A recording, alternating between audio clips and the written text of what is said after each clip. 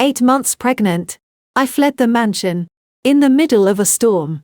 After hearing my husband and sister mention a plan. That would make no one believe me anymore. A plan meant to erase me completely.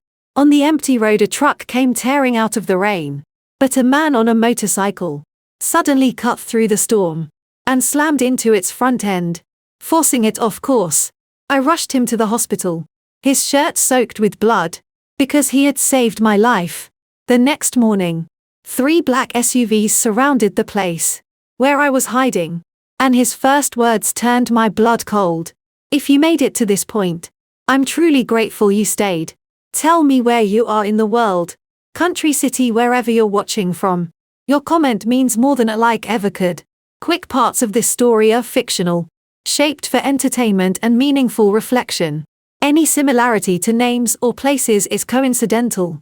But what this story is trying to say to you, that part is entirely intentional. There are moments in life you can look back on and say, that was the line. On one side you are one person, on the other side you are someone else entirely. For me that line was a door left slightly open, a thin strip of amber light spilling out from my father's old study, and the voice of the man I had built my entire life around. My father used to say, when he was teaching me to restore antiques, the most dangerous fakes are the ones that look most real, Caroline, because you only discover the truth when you look at what's underneath. He meant artifacts, bronze vessels, painted porcelain, things that had been altered so carefully that only an expert eye and patience could find where the lie began. I thought I understood what he meant. I didn't. Not until that night. My name is Carolyn Sterling. I am 31 years old. And until 8 months ago, I would have described my life as exactly what I had worked for. I run the restoration division of Sterling Holdings, the company my father Edward Sterling built over 40 years, from a single gallery on the Upper East Side, into one of the most respected names in American private art. I am good at my work. I am precise. I know how to look at something broken and understand what it used to be. I am also 8 months pregnant, which means that for the past several weeks, I have not slept through a single night. That night it was the lower back pain that got me up. I pulled on my robe, left Grant sleeping, or what I believed was Grant sleeping, and went downstairs to the kitchen for water, and whatever combination of pillows and patience might get me through. Until morning. The kitchen was dark. The hallway was dark. But the study, my father's study, which Grant had taken over after we married and moved into the Sterling estate, had light coming from under the door. And then I heard Seraphina's voice. My sister never came to the house at this hour. She had her own apartment in the West Village. And whatever complicated relationship she had with Grant, it had always stayed on the surface of things. Dinner parties, gallery events, the kind of proximity that looked like family, but never quite felt like it. Hearing her voice at nearly midnight, behind a closed door, with the low and deliberate cadence of someone not expecting to be overheard, that was the thing that made me stop. I stood in the hallway and I listened. The paperwork needs to be filed before she can contest it. Grant said once the physician's signatures are in place, we have 72 hours. And Dr. Harmon agreed. That was Seraphina. He owes me. I knew exactly what they were describing. As the sole heir to Sterling Holdings, I had spent years working alongside our legal team. And the language Grant was using. Involuntary psychiatric evaluation. Physician signatures. 72-hour hold. That was New York Mental Hygiene Law Section 927. Under that law, if 2 licensed physicians sign off on an involuntary hold, a person can be committed to a psychiatric facility for up to 72 hours without a court order. No judge, no hearing, no warning. I was 8 months pregnant. 72 hours in a psychiatric facility, at this stage of pregnancy, was not a risk. It was a sentence. I did not move. I did not make a sound. I stood in that hallway in the dark, with my hand pressed flat against the wall, to keep myself steady, and I listened until I had heard enough. Then I took out my phone, opened the camera and held it at the gap, where the door had not fully latched. The angle was narrow. The image was dim Grant's back. A stack of papers on the desk. The edge of Seraphina's profile. Not enough for a courtroom. But enough for me to know I was not imagining this. Enough to know that what I had been feeling for months. That faint, persistent wrongness I had attributed to pregnancy, hormones and stress, had a name and a document. And a physician attached to it. I stopped recording. I went back upstairs. I moved the way I used to move. When I was working on a fragile piece. Slowly, deliberately, no wasted motion. I changed out of my robe. I put on real clothes. I took my wallet from the nightstand drawer. My car keys from the hook inside the closet. And the small, personal folder I kept behind my winter coats. The one with copies of documents I had quietly made. Over the past 2 months. For reasons I had not fully admitted to myself. Until right now. Grant had installed a location tracking application. On my phone 6 weeks ago. I had found it. I had said nothing. Because the moment he knew I had found it, whatever advantage I had would be gone. Calling my attorney from inside this house meant Grant would know. Within minutes. I had to get out first. I walked down the hallway toward the garage entrance.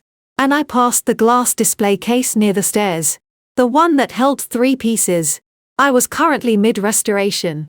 Including the sterling dawn, a 19th century Chinese export vase, that had been in my family for decades. I paused for just a moment, looking at it through the glass. Then I kept walking. The garage was cold, and smelled like motor oil and concrete. I got into my car, put the key in the ignition, and the headlights came on and lit up. The wall in front of me, white blank offering nothing. I sat there for 3 seconds. Then I backed out. The rain hit the windshield. The moment I cleared the garage door. Heavy, immediate. The kind of rain that doesn't build up gradually, but arrives all at once. I pulled out onto the street. And drove without a destination. Because the only thing I knew for certain, in that moment was, the phone in my bag, was sending my location to Grant's device. And I had 15 minutes. Maybe less before he realized I was gone. 15 minutes to figure out what came next. 15 minutes I had calculated correctly. What was waiting for me out on that highway? I never could have calculated that. Later, much later. When I finally understood. The full shape of what Silas had been doing. For 8 months. He told me that Grant's contractor had sent a confirmation message that evening. Through an encrypted channel. Silas had been monitoring. Since the 3rd month of his watch. The message named the road. It named the hour. Silas had been moving. Before I had even reached the garage door. I drove without direction for the first few miles. Which is not something I recommend. When you are 2 months pregnant. And your hands will not stop shaking. The rain had thickened into something almost solid. The kind that makes the road ahead look like a wall of moving grey. And I kept both hands on the wheel. And told myself to breathe. My father's voice came to me. Somewhere on the expressway. The way his voice always did. In moments I least expected it. Take care of yourself first, Caroline. Everything else can be rebuilt. You cannot. He had said that when I was 18. I had nicked my hand on a restoration tool. During a training session. Nothing serious, but I had kept working anyway. Bleeding quietly over a 300-year-old lacquer box. Because I did not want to stop. He pulled me away from the table. He said those words. I had thought at the time. He was talking about the lacquer box. I was not thinking about lacquer boxes now. I pulled off at a gas station. On the edge of the expressway. Fluorescent lights, 2 pumps. A 24-hour mart. With a tired attendant visible through the glass. I went inside and found what I needed near the back. A prepaid phone in a plastic clamshell package. In the United States. Prepaid phones are sold legally without registration. No ID required, no name attached to the purchase. $22 paid in cash. From the emergency money. I kept folded behind my driver's license. 5 minutes, then I was back on the road. I called Grace from the new phone. She picked up on the 2nd ring. Which meant she was already awake. Grace Moore had been my closest friend. Since we were 9 years old. And for the past 6 years. She had been working night shifts. In the emergency room at Manhattan General.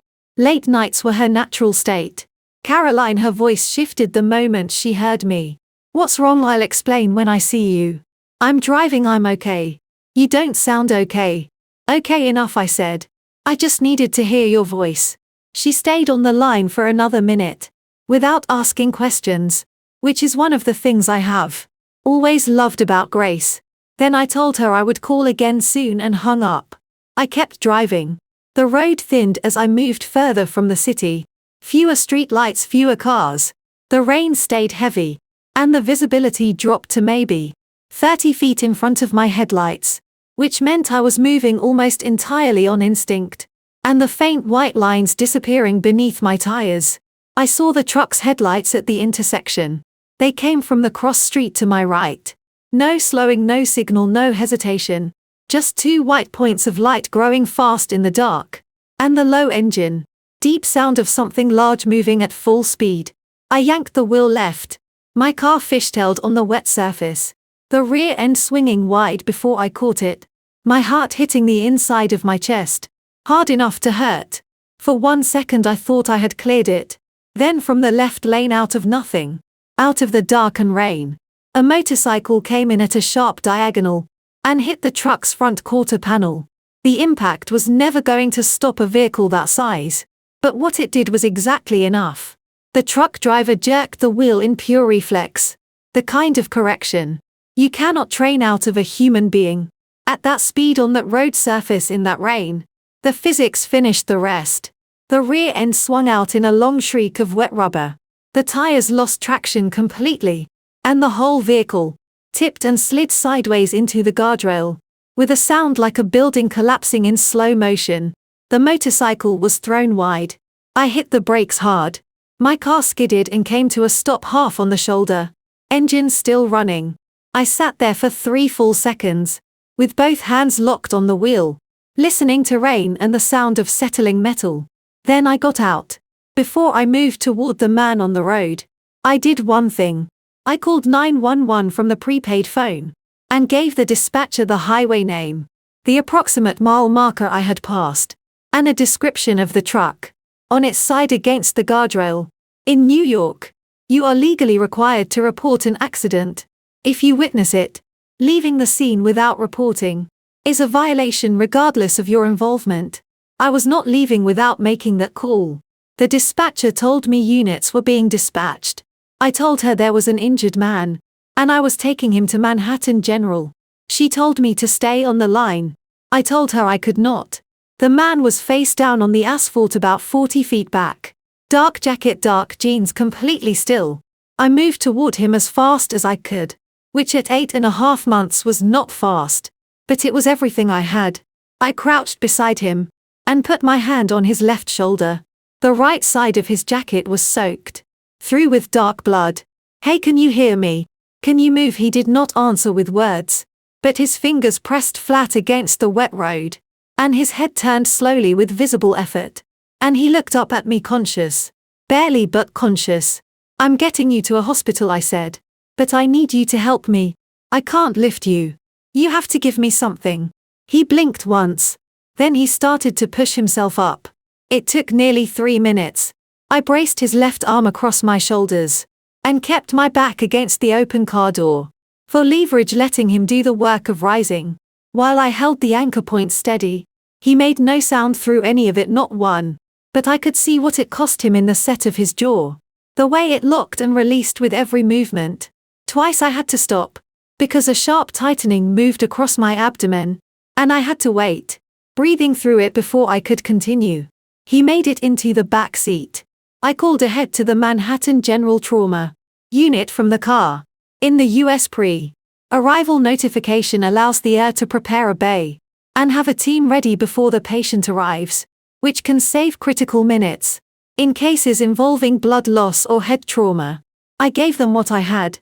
Adult male motorcycle accident, right shoulder, laceration, possible concussion, intermittent loss of consciousness. Then I drove, and I kept talking to him, because the silence felt like something I could not afford to let settle. About 10 minutes from the hospital, I checked the mirror. He was looking at me, not glassy, not unfocused.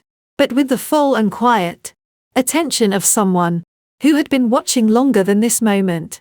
His mouth moved. "Silas," he said. Then his eyes closed. In the seconds before he lost consciousness, I saw his left hand move slow, deliberate to the inside pocket of his jacket. He pressed something there once. Then his arm went still. I didn't understand it then. I understood it later when Hale called. I pressed the accelerator down and did not lift my foot until I saw the hospital lights. When I pulled into the ambulance bay at Manhattan General, I held the horn down until figures in scrubs came running with a gurney.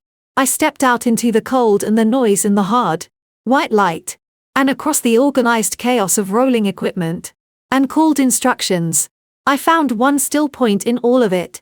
Grace was standing at the entrance and her scrubs, a chart held loose at her side, staring at me with an expression I had never seen on her face in 22 years of friendship, like she was looking at someone who was not supposed to be standing there, like she was looking at a ghost.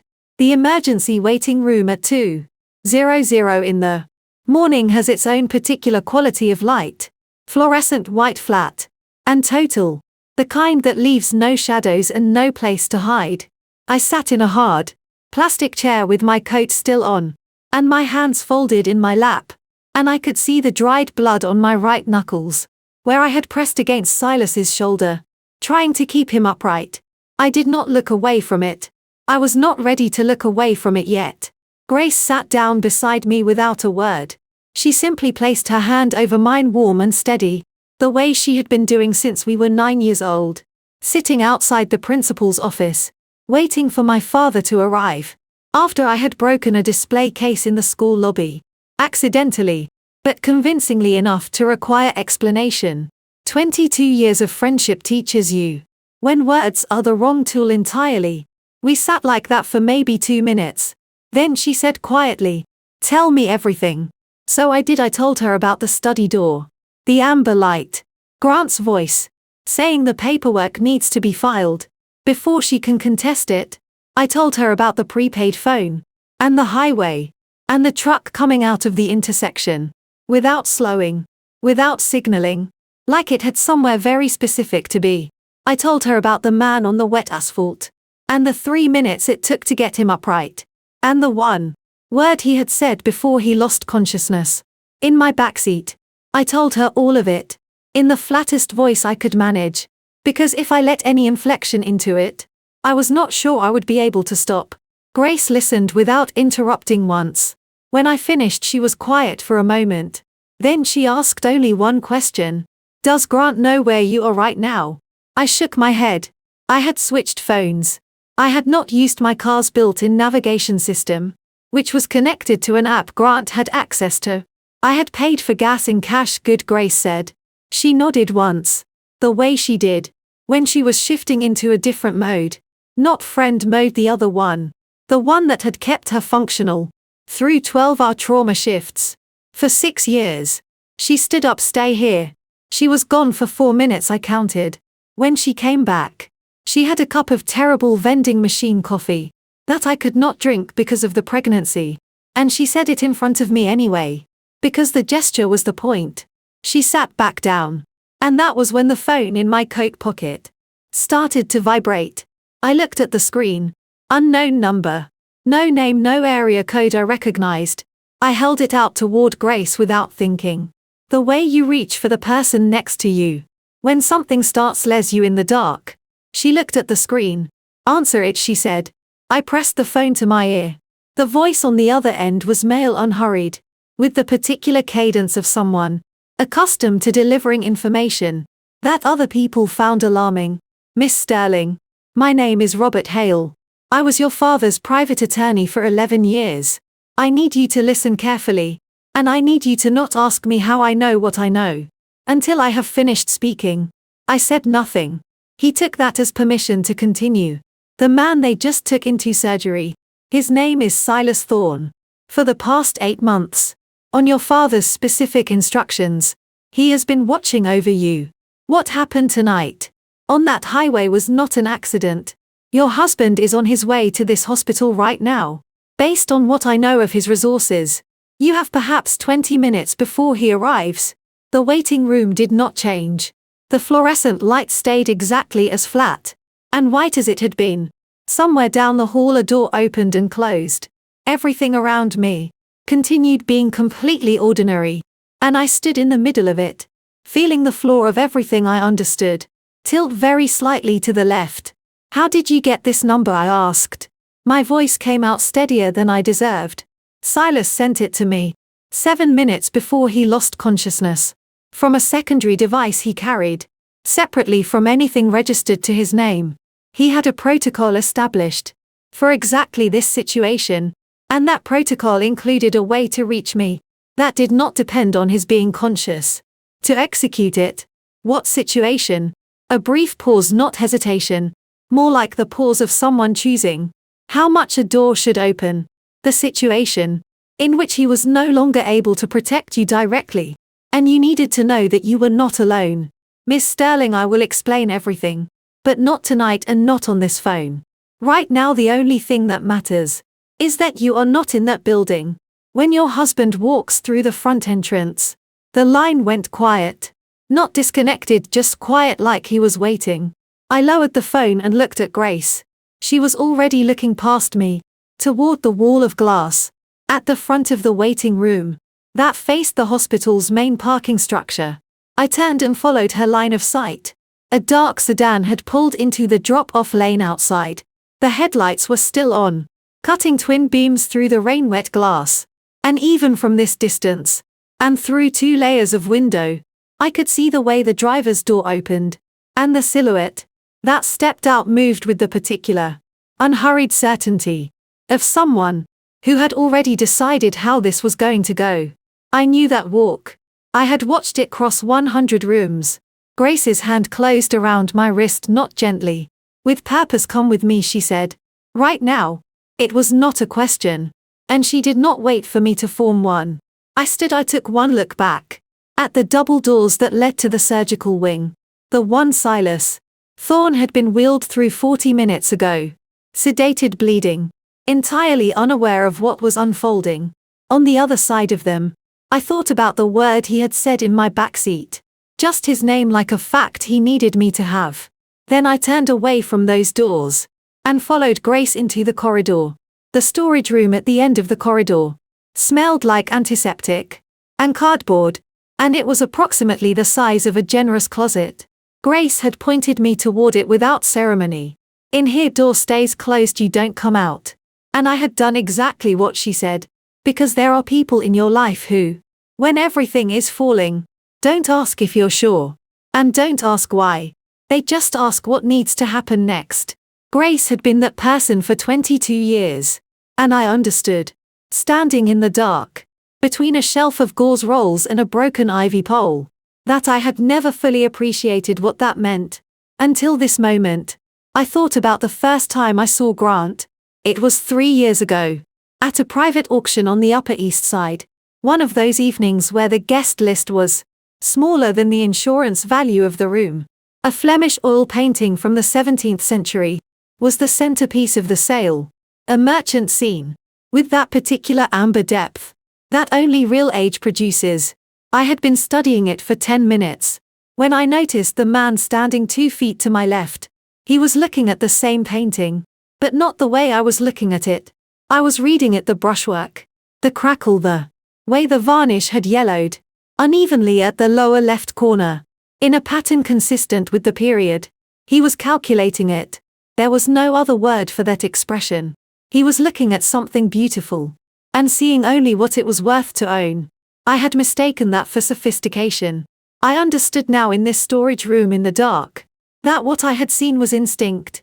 The instinct of something that identifies value, and acquires it. And I had been the acquisition. I had been the acquisition from the very first evening.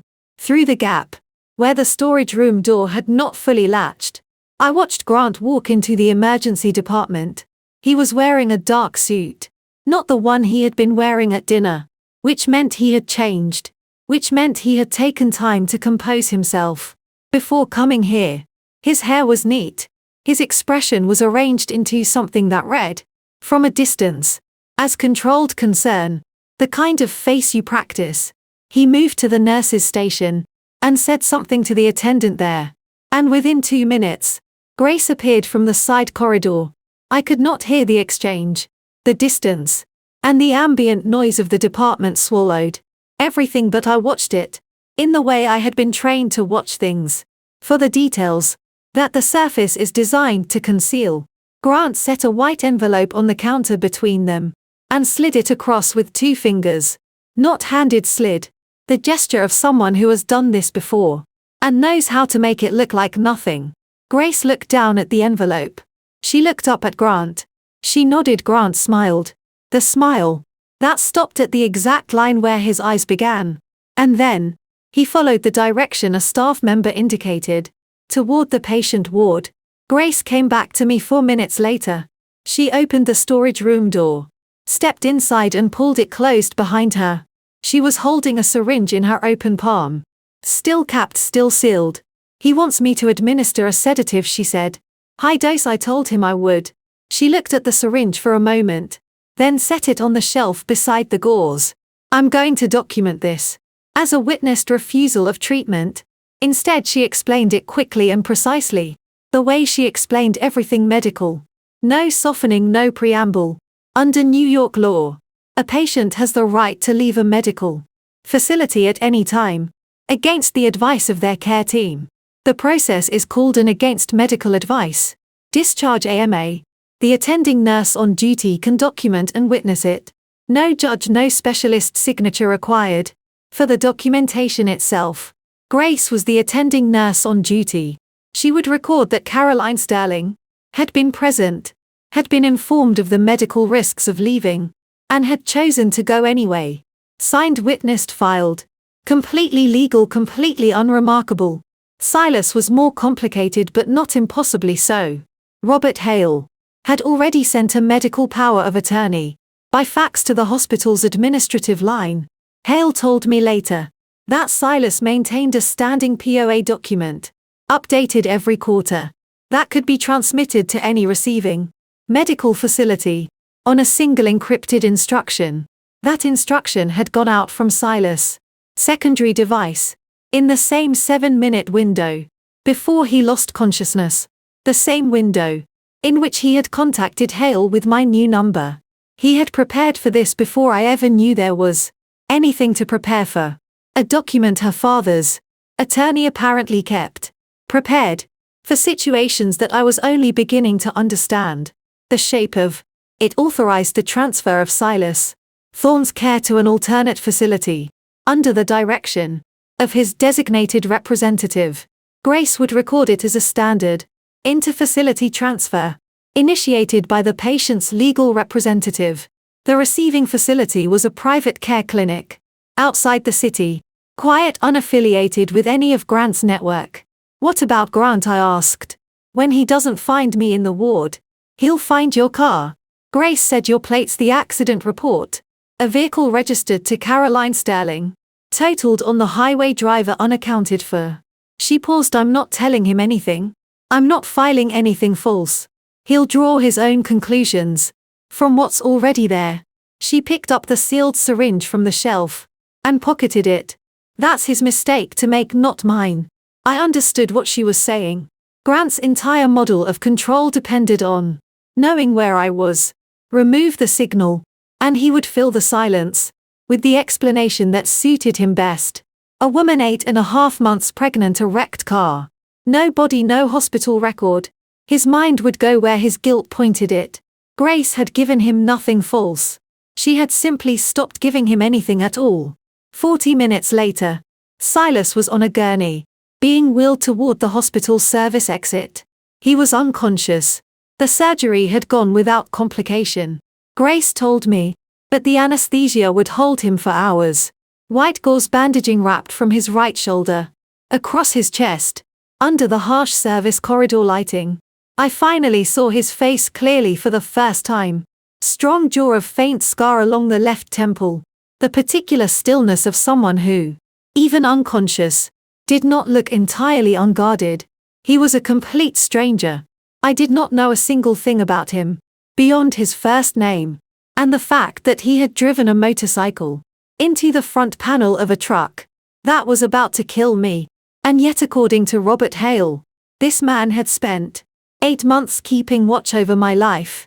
The gurney wheels hit the door threshold, and the service exit opened onto the cold dark outside. A private ambulance was already backed into position. A contact of Grace's, she said. A licensed transport service that did not ask unnecessary questions, in exchange for the kind of referrals that kept a small operation running. I climbed in after the gurney. The doors closed. The transport team, 2 people Grace had worked with before, licensed and quiet, told me Silas had been stabilized sufficiently for short-distance transfer, not recovered stabilized. There is a difference, and I was beginning to understand it. Through the small rear window, as the vehicle pulled away, I could see the hospital receding and, on the 3rd floor, a row of windows still lit. Grant was up there somewhere, walking a ward where neither of us existed anymore, looking for something he was not going to find. I did not know what conclusion he would reach. By morning, I only knew that whatever he decided to believe, the gap between that belief and the truth, was the only thing standing between me and whatever came next. The ambulance turned onto the service road, and the hospital lights disappeared behind a stand of bare trees. I pressed my hand against my stomach. The baby moved slow, deliberate, like a reminder. We were still here. Both of us, for now. That was enough. The thing I had always loved about Grace's apartment was the living room window. It faced west, which meant the morning light came in at an angle that turned everything gold. For about 40 minutes, before the building across the street blocked it, I had sat in that light more times than I could count. Over the years, hung over once in college, heartbroken twice in my 20s, and on one occasion, just tired enough that Grace had handed me a blanket and told me I could stay until I felt like a human being again. That window had always meant something uncomplicated. To me, something safe. When I pulled back the curtain that morning, safety was not what I found. 3 black SUVs were parked along the opposite curb, in a loose formation, engines running, windows completely dark. Not staggered, the way parallel parked cars naturally fall. Positioned, deliberate spacing. Clear sight lines to the building entrance. They had been there since before I woke up. Grace told me when I called her name. Since before 5. She appeared from the kitchen and set a mug of tea on the window sill beside me. Without comment. Hot 2 sugars. She had been making it the same way since we were teenagers, and I had never once had to ask. I picked it up and held it in both hands and focused on the warmth spreading into my palms, because it was the only thing in the room that felt entirely real.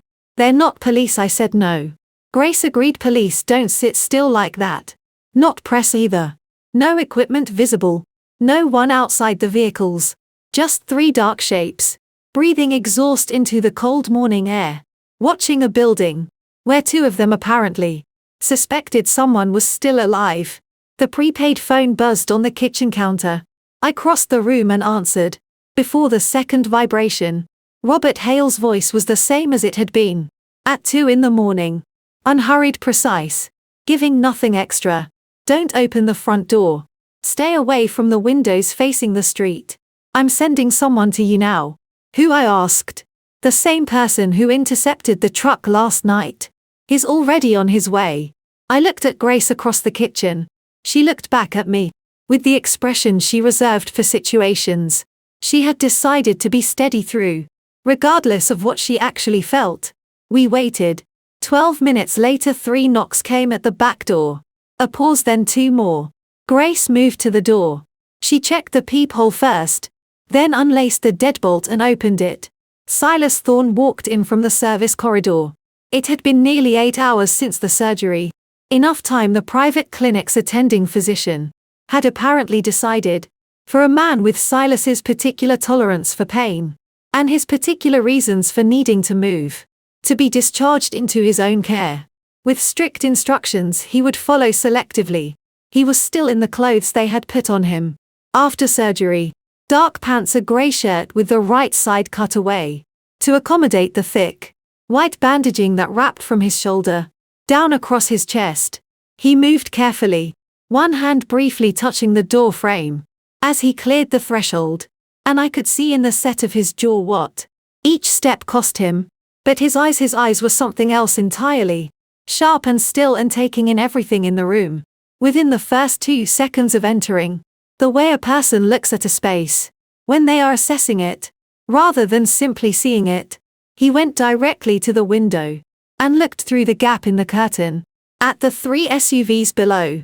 He stood there without speaking for a long moment. Then he said, "He knows you're alive, Caroline. He's been watching this building since for this morning. And he's not here to ask questions. He's here to make sure the answer he wants is the only one left." I watched him say this, the way I would watch someone handle an object I was trying to date, looking for inconsistencies, for the place where the surface didn't match what was underneath. There were none that I could find. He said it, the way someone states a fact they have verified, rather than one they are guessing at. I said, "Who are you? And why did my father trust you with my life?" He turned from the window and looked at me directly. It was the first time we had been in the same room, with both of us, fully conscious, and there was something disorienting about it. This face, I had seen only in the half-dark of a wet highway, and the harsh fluorescence of a hospital corridor. Now standing in Grace's kitchen, in the ordinary grey light of a March morning, he did not look away from the question, but he did not answer it immediately either. "I'll explain everything," he said, "but not here and not while those vehicles are outside. Is there anything you need to take with you? Where are we going?" "Somewhere they can't follow a signal to." I stood in the kitchen of my oldest friend's apartment, 2 months pregnant, with a mug of tea going cold in my hands, and I looked at this man, this stranger, who had driven into a truck to keep me alive, and was now standing in front of me, with bandaging visible through a cut shirt, asking me to follow him somewhere unspecified. Every reasonable instinct I had said, this was exactly the kind of situation my father had warned me about. Don't move without information. Don't trust without evidence. Don't let urgency be used as a substitute for clarity. But my father apparently had trusted this man with my life, before I ever had the chance to form an opinion. I set the mug down on the counter. I looked one last time through the gap in the curtain, at the 3 black shapes idling on the street below. Patient, deliberate, waiting for a confirmation that was not going to come if I kept moving. Then I turned back to Silas. "Then start talking while we move," I said. He nodded once, not like someone who had won an argument, but like someone who had been expecting exactly that answer. He reached past Grace to take the small bag she had already packed, which told me Grace had made her own decision several minutes before I made mine. I followed him toward the back corridor. I did not know yet what he would tell me. I did not know what my father had seen in this man that made him worth 40 months of quiet vigilance, and one very deliberate motorcycle. But I knew that whatever the story was, it had started long before the night I walked out of my own house, and I was already living somewhere inside the middle of it. The sedan Silas drove was the kind of car that disappears in traffic, grey, mid-sized, nothing that would hold anyone's attention for longer than the time it took to register and dismiss. The plates were Connecticut. I noticed that without asking about it, the same way I had noticed the specific knock pattern at Grace's back door, and the way he had checked the rear view mirror 3 times in the first 2 blocks, without appearing to do so. These were not accidents. Every detail about this man was chosen. I sat in the passenger seat with my small bag on my lap, and watched Manhattan slide past the window. In the thin early light, the city had that particular quality. It only gets between 5 and 7 in the morning. Not asleep, not yet awake. Running on the skeletal crew of sanitation trucks, and overnight nurses, and people walking dogs in coats, pulled tight against the cold. I had lived here for 11 years, and I had never felt more like a stranger to it than I did in that moment. I looked down at my left hand.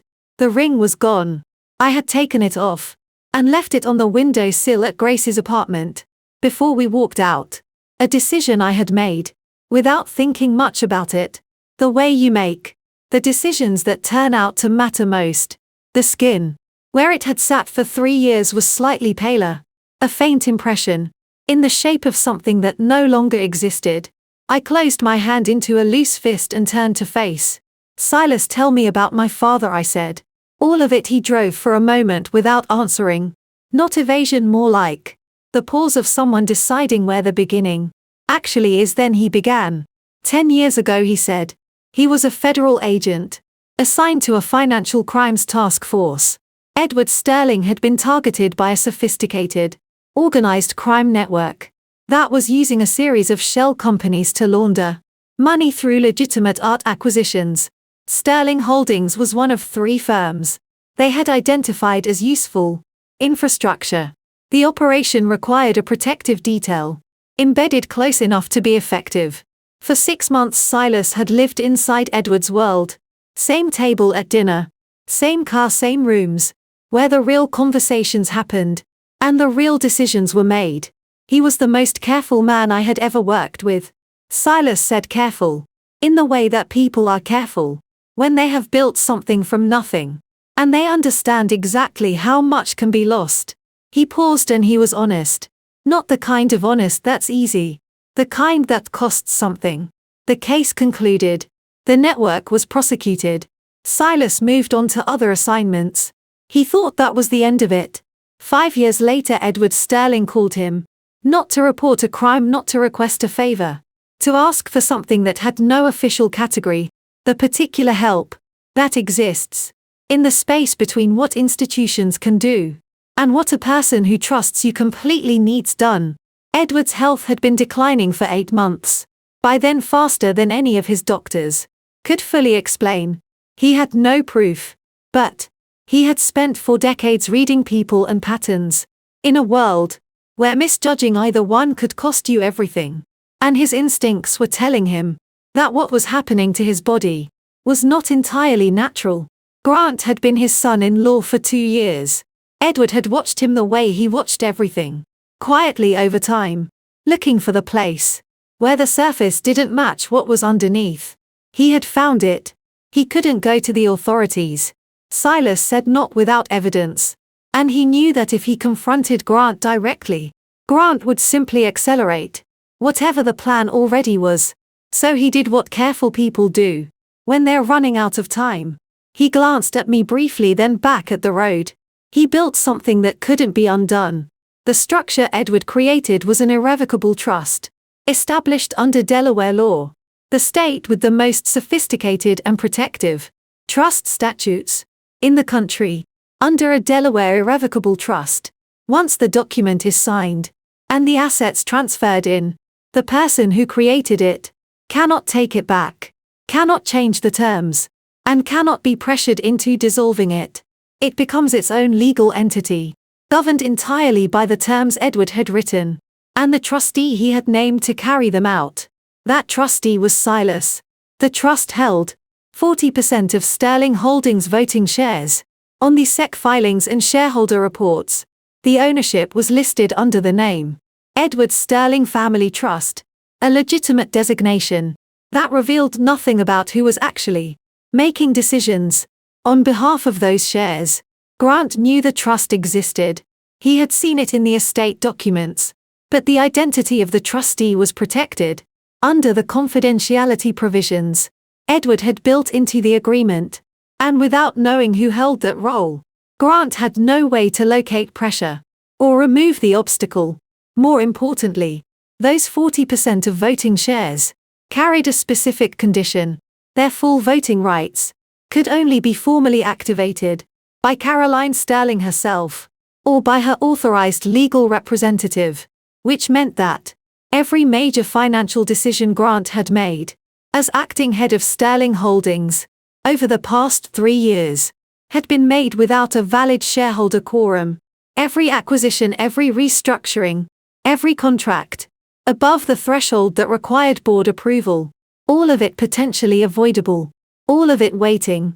I sat with that for a long moment. The car moved through an intersection, and outside the window, the sky above the East River had begun to change. The flat grey of early morning, giving way to something warmer along the horizon. The first suggestion of colour. Before the actual light arrives, he knew, I said finally. It was not quite a question. He knew Grant was going to do this. Silas was quiet for 1 second. Not a long silence, barely perceptible. But I had spent 11 years learning to read the difference between things that had been restored and things that were original, and the pause told me everything. His words had not yet reached. Yes, he said he knew. I turned back to the window. My father had sat across from Grant at dinners, at board meetings, at the quiet private occasions, where families perform the rituals of being close. And he had known. He had said nothing to me, because he understood that if I knew, I would confront Grant directly, and a direct confrontation with someone who was already planning 3 steps ahead would have ended only one way. So instead, he had built a wall around me that I could not see, and therefore could not inadvertently dismantle.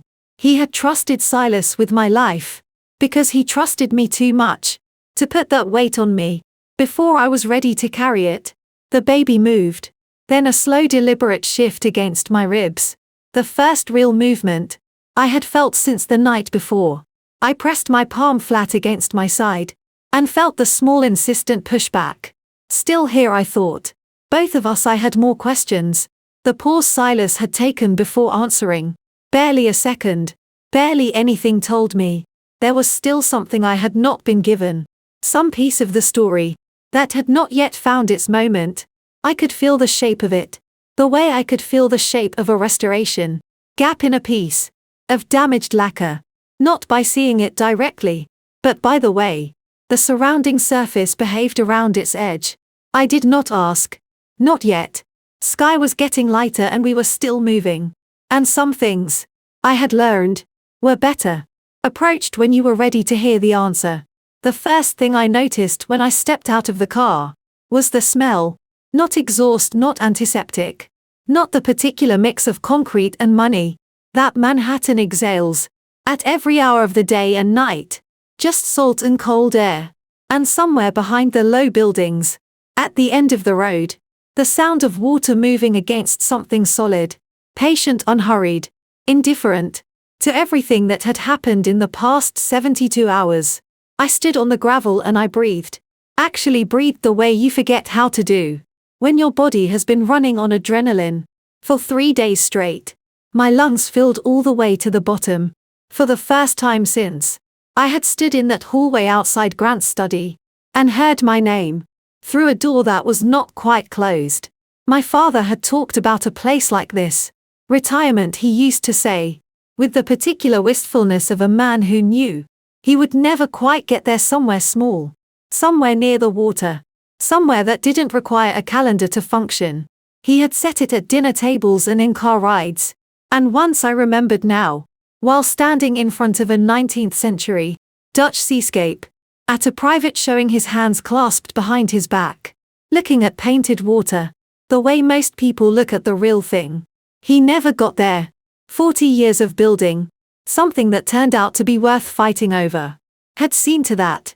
And now here I was, standing in a town so small. It didn't have a traffic light. Arriving not in retirement, but in something that had no clean name. Yet doing it on his behalf, in a way neither of us would ever have chosen. The house Silas had arranged sat at the end of a short road that ran parallel to the shoreline. 2 bedrooms, a kitchen with a window above the sink that faced east, a front porch that would have been pleasant in warmer weather.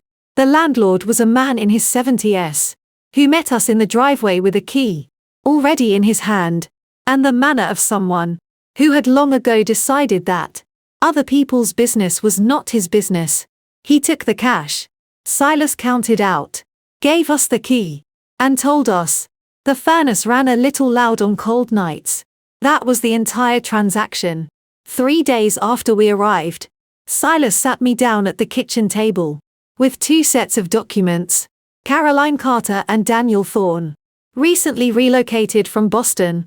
She was on maternity leave from a design firm. He did freelance consulting. Clean credit histories, no flags, no anomalies. The kind of paper trail that doesn't invite questions, because there's nothing interesting enough to question. He had been building it for weeks, he said, since before that night, which meant my father had asked him to prepare for a version of this, long before I had any idea it was coming. I looked at the name on the documents. Caroline Carter. I said it once quietly, just to hear what it sounded like in my own voice. Then I put the documents in the drawer, under the kitchen counter, and didn't think about them more than necessary. I started taking restoration work.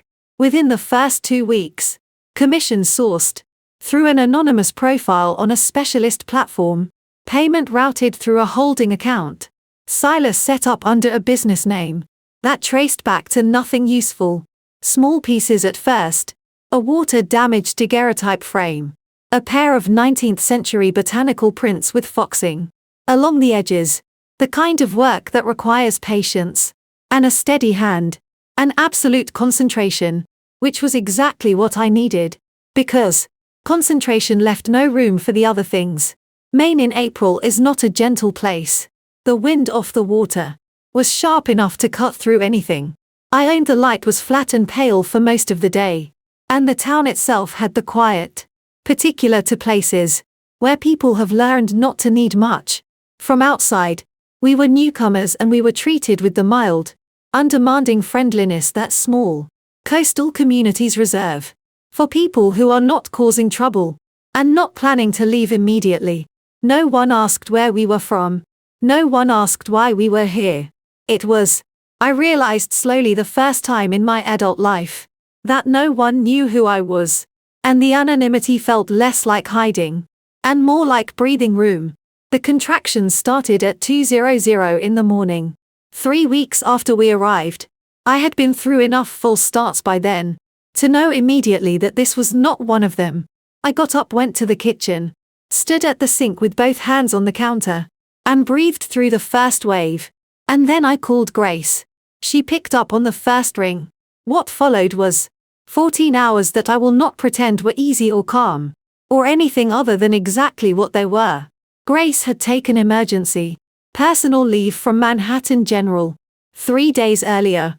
She had not told her supervisor why, only that it was a family matter, which was not entirely untrue. Grace's face, on the laptop screen at the foot of the bed, her voice steady and professional, and occasionally shaking slightly at the edges, in a way she probably didn't know. I could see Silas beside me the entire time, not talking, not offering the kind of reassurance that would have been meaningless anyway. Just there, a hand when I reached for one, a presence that the room needed, and that I did not know until that moment how much I was relying on. "You're doing fine," Grace said more than once. "You're a terrible liar." I told her more than once. "I know," she said. "Keep going." So I kept going. Leo arrived just before 4 in the morning, in a room that smelled like wood, smoke and the sea, while the wind pressed against the windows, and the furnace ran loud, the way the landlord had warned us it would. He was small and furious, and entirely himself from the first second. That particular, absolute aliveness that newborns carry, before the world has had any time to work on them. When he cried, I stopped hearing everything else. I looked up at some point, I don't know exactly when, and Silas was looking down at him with an expression I did not have a word for. Not surprise, not the performative wonder that people put on in these moments. Something quieter than that and more permanent. The way a thing looks when it has just become true, rather than when it is simply being observed. Grace said something from the laptop. I answered at some point. The screen went dark and the room got quieter. Later, an hour, maybe 2. I had lost the thread of time entirely. I woke from a half sleep to find the bed beside me empty. I turned my head toward the window. Silas was standing with his back to me, Leo against his chest, looking out at the water. The sky outside was still dark, but along the edge of the horizon, there was the very first suggestion that somewhere far out, something was beginning to change. He stood completely still, the baby small against him, one large hand curved around Leo's back, with a carefulness that had nothing practiced about it. I watched them for a moment without moving. Something shifted in my chest, not dramatically, Not the way things shift in stories. Just a small quiet movement. The way a door settles. When the pressure on both sides finally equalizes. I didn't know what to call it. I was too tired to try. I closed my eyes. And let the sound of the water carry me back. Under 3 years is not a long time. If you are living the life you planned. But if you are building one from scratch. If every morning requires a small, deliberate act of deciding that this is real now. That the name on the mailbox is yours. That the child in the next room is the reason you keep going. And not the thing that makes the weight heavier. Then 3 years is not a span of time. It is a world. And like any world, it is made of small things almost entirely. Silas had told me, in those first disorienting weeks at the house, not to think about New York. Think about tomorrow morning. He said just that. At the time I thought it was a simplistic thing to say. To a woman who had lost her marriage, her home, her name and her entire understanding of her own life. Within the span of a single night. I thought he was offering a platitude. Because he didn't have anything more useful to give. 3 years later I understood. That was not a comfort he was offering me. That was the mechanism he had used to survive. His own years of working in places and situations that had no clean exits. One morning then the next. Not because the larger picture doesn't matter. But because the larger picture will crush you. If you try to hold it all at once. So I learned to think about mornings. The mornings in Maine were particular things. Cold longer than felt reasonable. The light coming in low and sideways off the water. The smell of salt. Mixing. With whatever Silas had already started on the stove. Before I came downstairs. He was without ceremony or announcement. A better cook than I was. Which I discovered gradually. And pretended not to find as disarming as I did. He made coffee strong and eggs simple. And he always made enough for 3. Even before Leo was old enough to eat at the table. As if he were practicing for the version of mornings that was coming. Leo came into himself the way children do. Faster than you think possible. And then suddenly. Exactly as much as they always were going to be. By the time he was 2 he had opinions about everything. Which cup, which story. Which side of the table. He had. Silas's particular stillness when he was concentrating. And something that was entirely his own. When he was not. A kind of kinetic insistence on being noticed. That filled whatever room he was in. Right to the edges. He started calling Silas Daddy Silas. Sometime around his 2nd birthday. There was no announcement. No moment of decision I could point to. It simply appeared one morning. The way certain words appear in a child's vocabulary. Already settled. Already load-bearing. No one had taught him that. No one had suggested it. And Silas, the first time he heard it, had looked at the boy for just a moment. With that same expression I had seen in the dark. On the night Leo was born. The one that had no performance in it at all. He never corrected it. Not once in all the time that followed. On weekday afternoons when the light was still good. And the wind had dropped to something manageable. Silas would take Leo out to the front porch. With a small box of scrap wood. Pieces and squares of sandpaper in different grits. He had started it. When Leo was barely old enough to hold anything. With both hands. Some patient instinct in him. Recognizing that the boy needed. Something to do with his hands. To settle his mind. They would sit side by side on the porch steps. Leo with his tongue slightly out in concentration. Working a block of pine. In slow careful strokes. The way Silas had shown him. And the sound of it. That soft rhythmic whisper of paper against grain. Would come through the kitchen window. While I was working. I would stop what I was doing and look out at them. What Leo was learning was patience.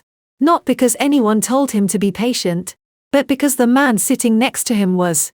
Patience made physical. The kind that doesn't announce itself. And doesn't require acknowledgement. The kind that simply continues until the work is done. I had seen that quality in Silas on a wet highway. When he had said exactly one word. Before losing consciousness. I recognized it differently now. Silas's right shoulder still bothered him. When the temperature dropped. I knew because I had learned to read. The particular way he held that side of himself. On cold mornings.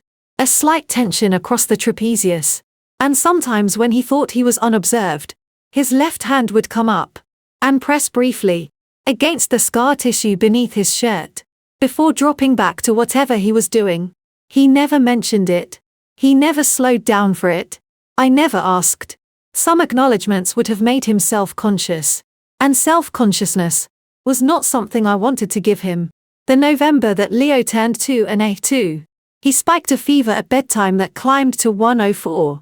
By midnight he cried in the sustained, exhausted way of small children, who don't have the vocabulary for how bad they feel, and can't understand why no one is fixing it. Silas sat on the edge of Leo's mattress and told stories, his voice already going rough with sleeplessness. And every 15 minutes without fail, he replaced the damp cloth on Leo's forehead with a cooler one, with the same methodical reliability he brought to everything else. I sat in the doorway. I didn't go in. I wasn't sure in that moment that the room needed me. Near 4 in the morning Leo finally went still. His breathing smoothed out and his small fists unclenched, and the room settled into the kind of quiet that only comes after a long effort. Silas stayed where he was. I stayed in the doorway. We didn't talk. There are things that don't require definition, because they define themselves over time. Quietly through accumulation, I understood that sitting in that doorway in the dark, on the afternoon of Leo's 3rd birthday, he came running in from the porch and grabbed Silas around the knees, with the full body commitment of a child who has no concept of restraint. He looked up at him with absolute seriousness. "Daddy Silas," he said, "will you always be here?" Silas went very still. He looked down at Leo for a long moment. Not the pause of someone searching for the right answer, but the pause of someone making sure they mean what they are about to say. "Always, buddy," he said. Leo accepted this with the complete satisfaction of someone who had never doubted it and merely needed confirmation. He let go of Silas's knees and went back to the porch. I was standing at the kitchen doorway. I had heard every word. I stayed where I was until I was sure my face was settled. And then I went back to the piece I had been working. A small oil painting 19th century, with a hairline crack running through the lower third, that needed weeks of careful filling before it would be stable enough for the next stage. Patient work, slow work. The kind that asks you to trust the process, even when you can't see the result. Yet that evening after Leo was asleep, I sat alone on the porch, with a blanket over my shoulders, and listened to the water. The town was dark and quiet. The sky had more stars than I had ever seen. Growing up in Manhattan, and I had stopped being surprised by that months ago, which meant I was more at home here than I had ever consciously decided to be. The quiet was real, but underneath it faint like a note held too long. There was the thing I had not let myself look at. Directly the life I had left was still there. Grant was still there. The trust, the evidence, the years my father had spent preparing a defense I hadn't had to use yet. None of that had gone away. Simply because I had found somewhere peaceful enough to breathe. I had been thinking about tomorrow morning. For 3 years. I understood sitting there, with the sound of the water and the stars, and my son asleep inside. That tomorrow morning was almost here. That morning began the way every morning in Maine had begun for 3 years. Coffee first because nothing happened before coffee. Then Leo's voice from outside. He had taken to spending the first 20 minutes, after breakfast, in the backyard, regardless of the temperature, conducting some private investigation of the shoreline that he had never fully explained, and that I had learned not to interrupt. The March light came through the kitchen window, at its usual shallow angle, pale and watery, not yet strong enough to be called warm. I had a 19th century pocket watch, disassembled on the work table in front of me. 7 mainspring components, and a balance wheel the size of a shirt button, laid out on a square of velvet.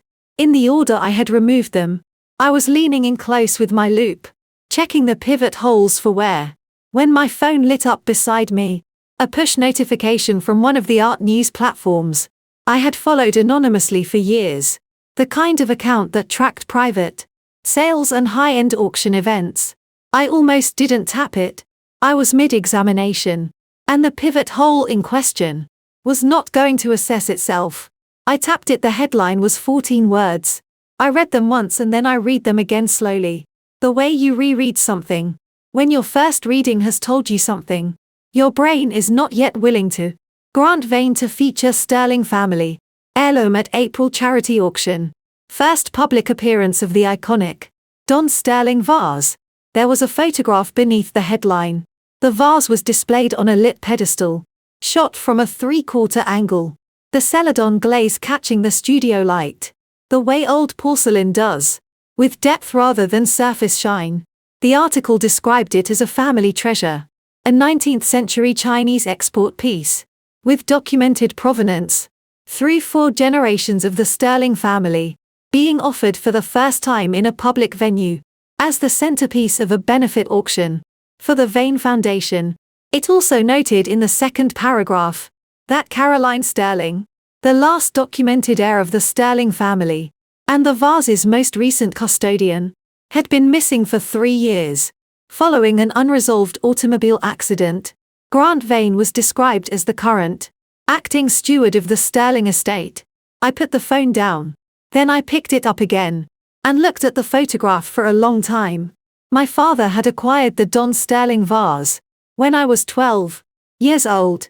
A private purchase from an estate sale in Connecticut. A piece that had been in poor condition, and had sat in his office for 2 years, before he decided it was ready to be properly restored. He gave it to me as my first serious restoration project when I was 23. 8 years after he had bought it, I spent 6 months on it.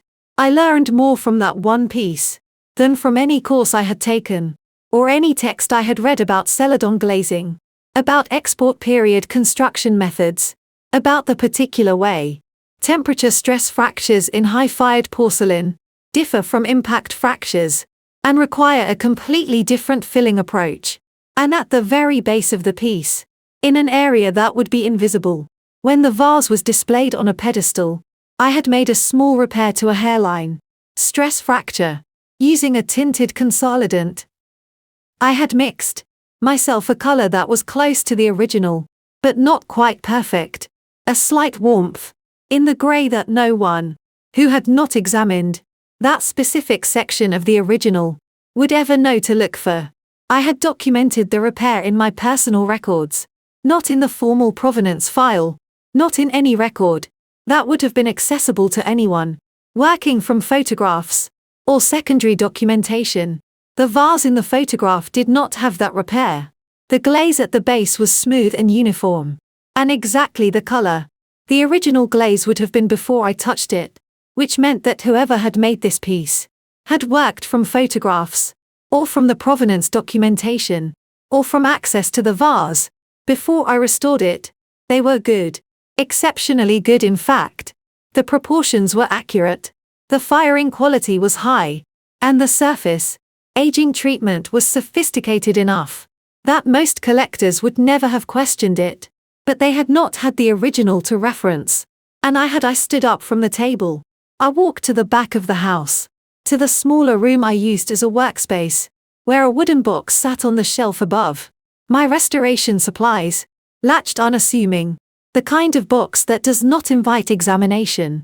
I had taken it from the glass display case, in the hallway of the Sterling estate, on the night I left, a decision made in the same automatic, pre-conscious way that I had made several decisions that night.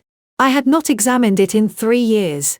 I had simply moved it from place to place, and kept it latched, the way you keep something that is not ready yet. I opened it now. The vase was wrapped in archival tissue, the same tissue I had packed it in 3 years ago. I lifted it out, carefully, turned it over in my hands and looked at the base. The repair was there, that slight warmth in the gray, the almost but not quite of a color. I had mixed in a small studio apartment, on a Tuesday afternoon, when I was 23 years old, and learning what patience actually required.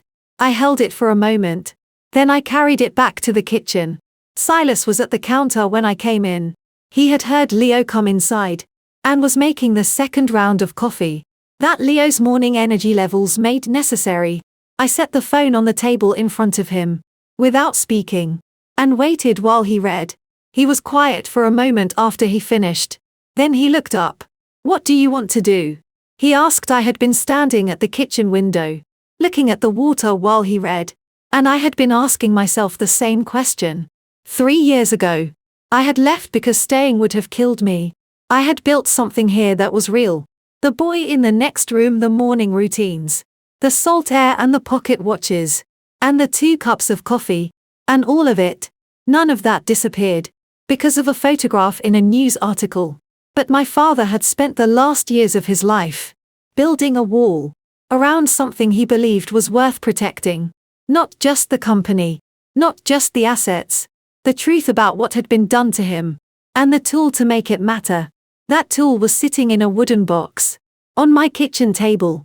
I thought about what my father had said about restoration, not about making things look new, but about understanding why they were made to last.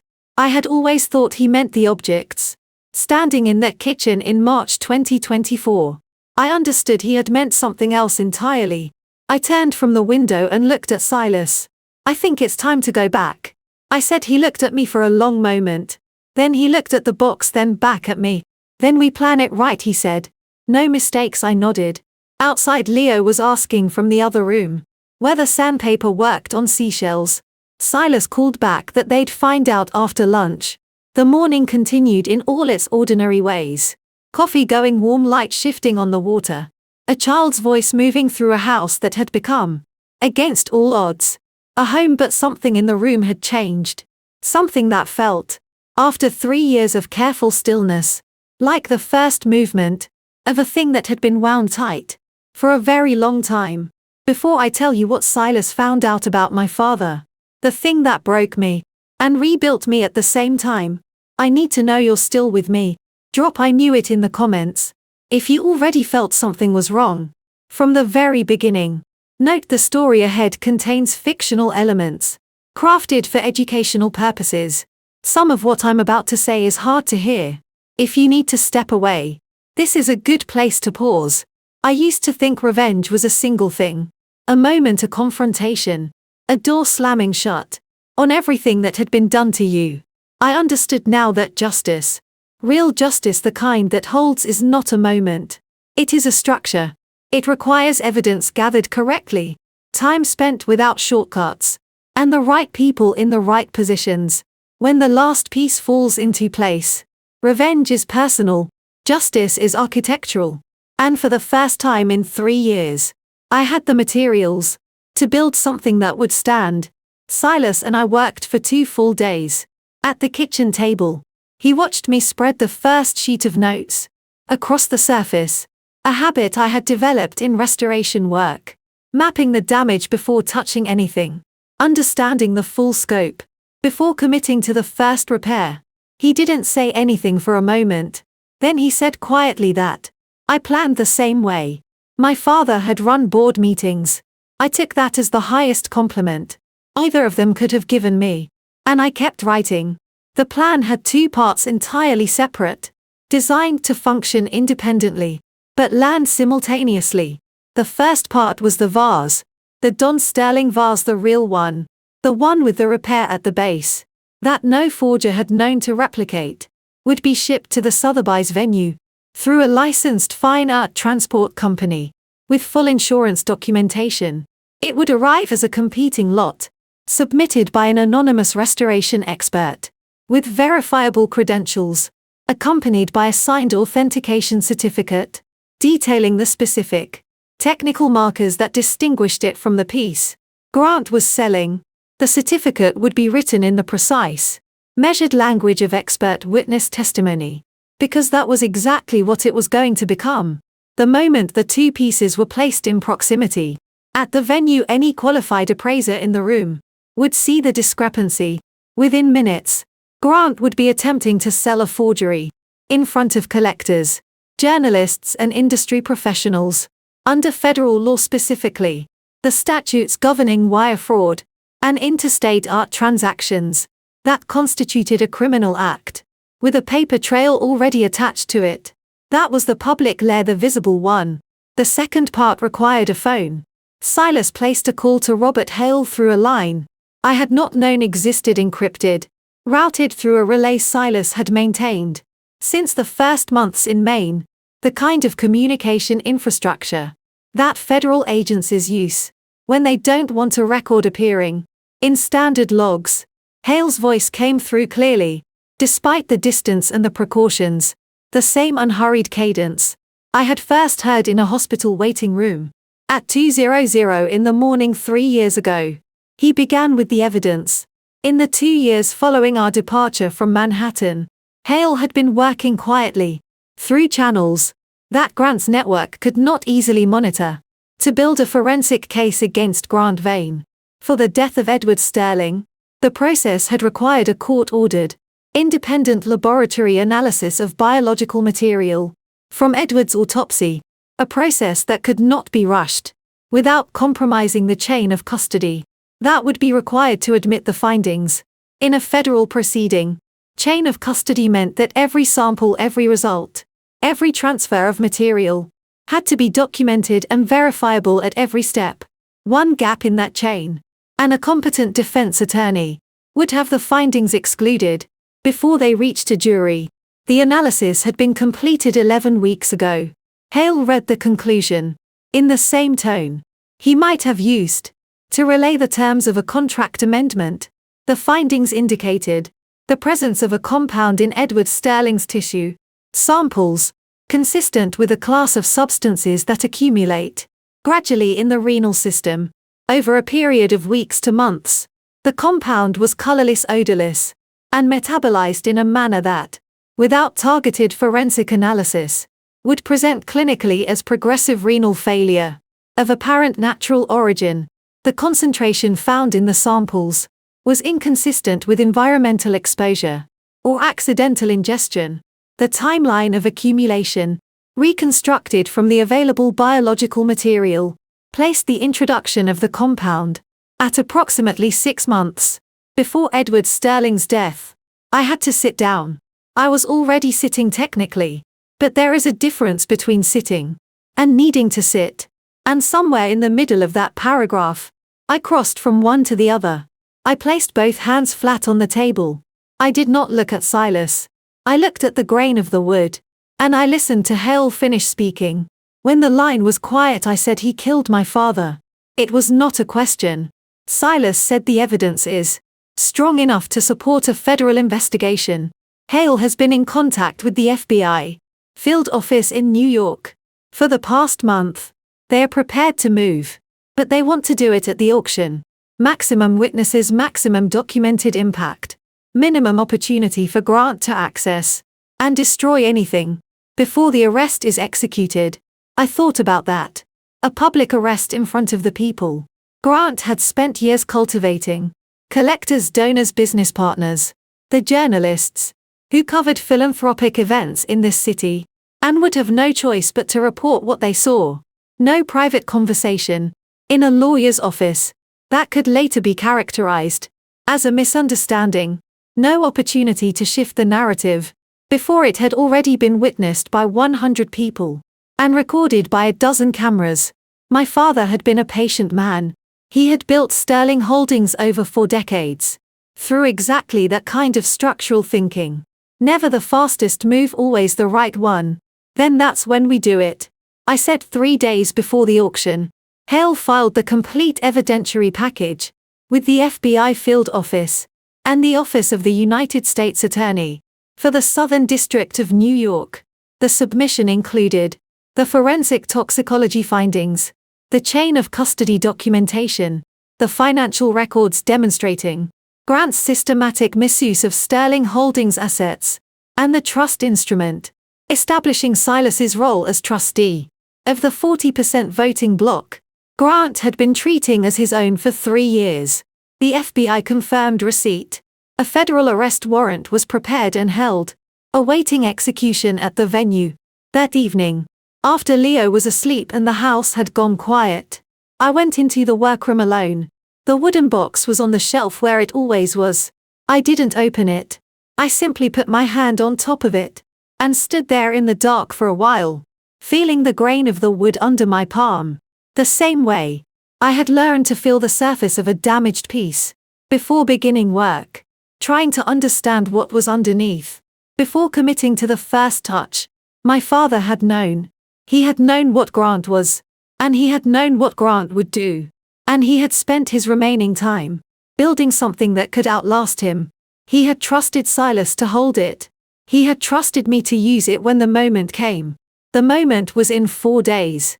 I took my hand off the box. I turned off the light. I walked down the hall, checked on Leo once asleep on his back, one arm flung wide. The complete unconscious confidence of a child who has never had reason to doubt the safety of the place. He sleeps, and then I went to bed. Tomorrow the planning was done. What came next was something else. The last time I left Maine, it was past midnight in the back of an ambulance, with no idea where I was going. This time I left in the morning. Sun was still low when Silas pulled out of the gravel driveway. That particular early April light that hasn't decided yet whether it intends to be warm. Leo was asleep in the backseat. Before we reached the main road, his head tilted against the window, one hand wrapped around the small wooden car Silas had helped him sand smooth on the porch steps. 8 months ago, I watched him in the side mirror for a moment, the complete absolute stillness of a sleeping child. And then I turned forward and watched the road instead. I had spent 3 years in May, not looking back at New York. This morning I was driving toward it, and the distance between those two facts was the entire shape of who I had become. In between I looked at Silas' hands on the wheel, his right shoulder, the one that still held weather in the scar tissue, the one he pressed briefly with his left hand, on cold mornings, when he thought no one was watching, was relaxed, now easy, the posture of someone who has made peace with long drives. I thought about the night I had first seen him, on a wet highway, face down on the asphalt, a stranger I had no reason to stop for. I had not known his name. I had not known anything about him, except that he was bleeding, and in the path of oncoming traffic, and that I could not keep driving. Now he was taking me back to the city that had tried to take everything from me, and he drove with the same steadiness he brought to every other thing, as if the destination were simply the next part of a plan that had always been sound. Leo woke up somewhere past Portland, blinking and immediately curious, in the way of children who never waste the first minutes of consciousness on confusion. "What's that?" he asked, pointing at a highway overpass, a bridge. Silas said, "Cars drive over it so they don't have to go around." "What's that?" "A rest stop. We can stretch our legs there in a little while." "What's that?" "That is a very large truck carrying, based on the logo, probably paper products." "What's paper products?" "Things made of paper. Napkins, cardboard, possibly the boxes your cereal comes in." Leo considered this with great seriousness, then moved on to the next thing, visible through the glass.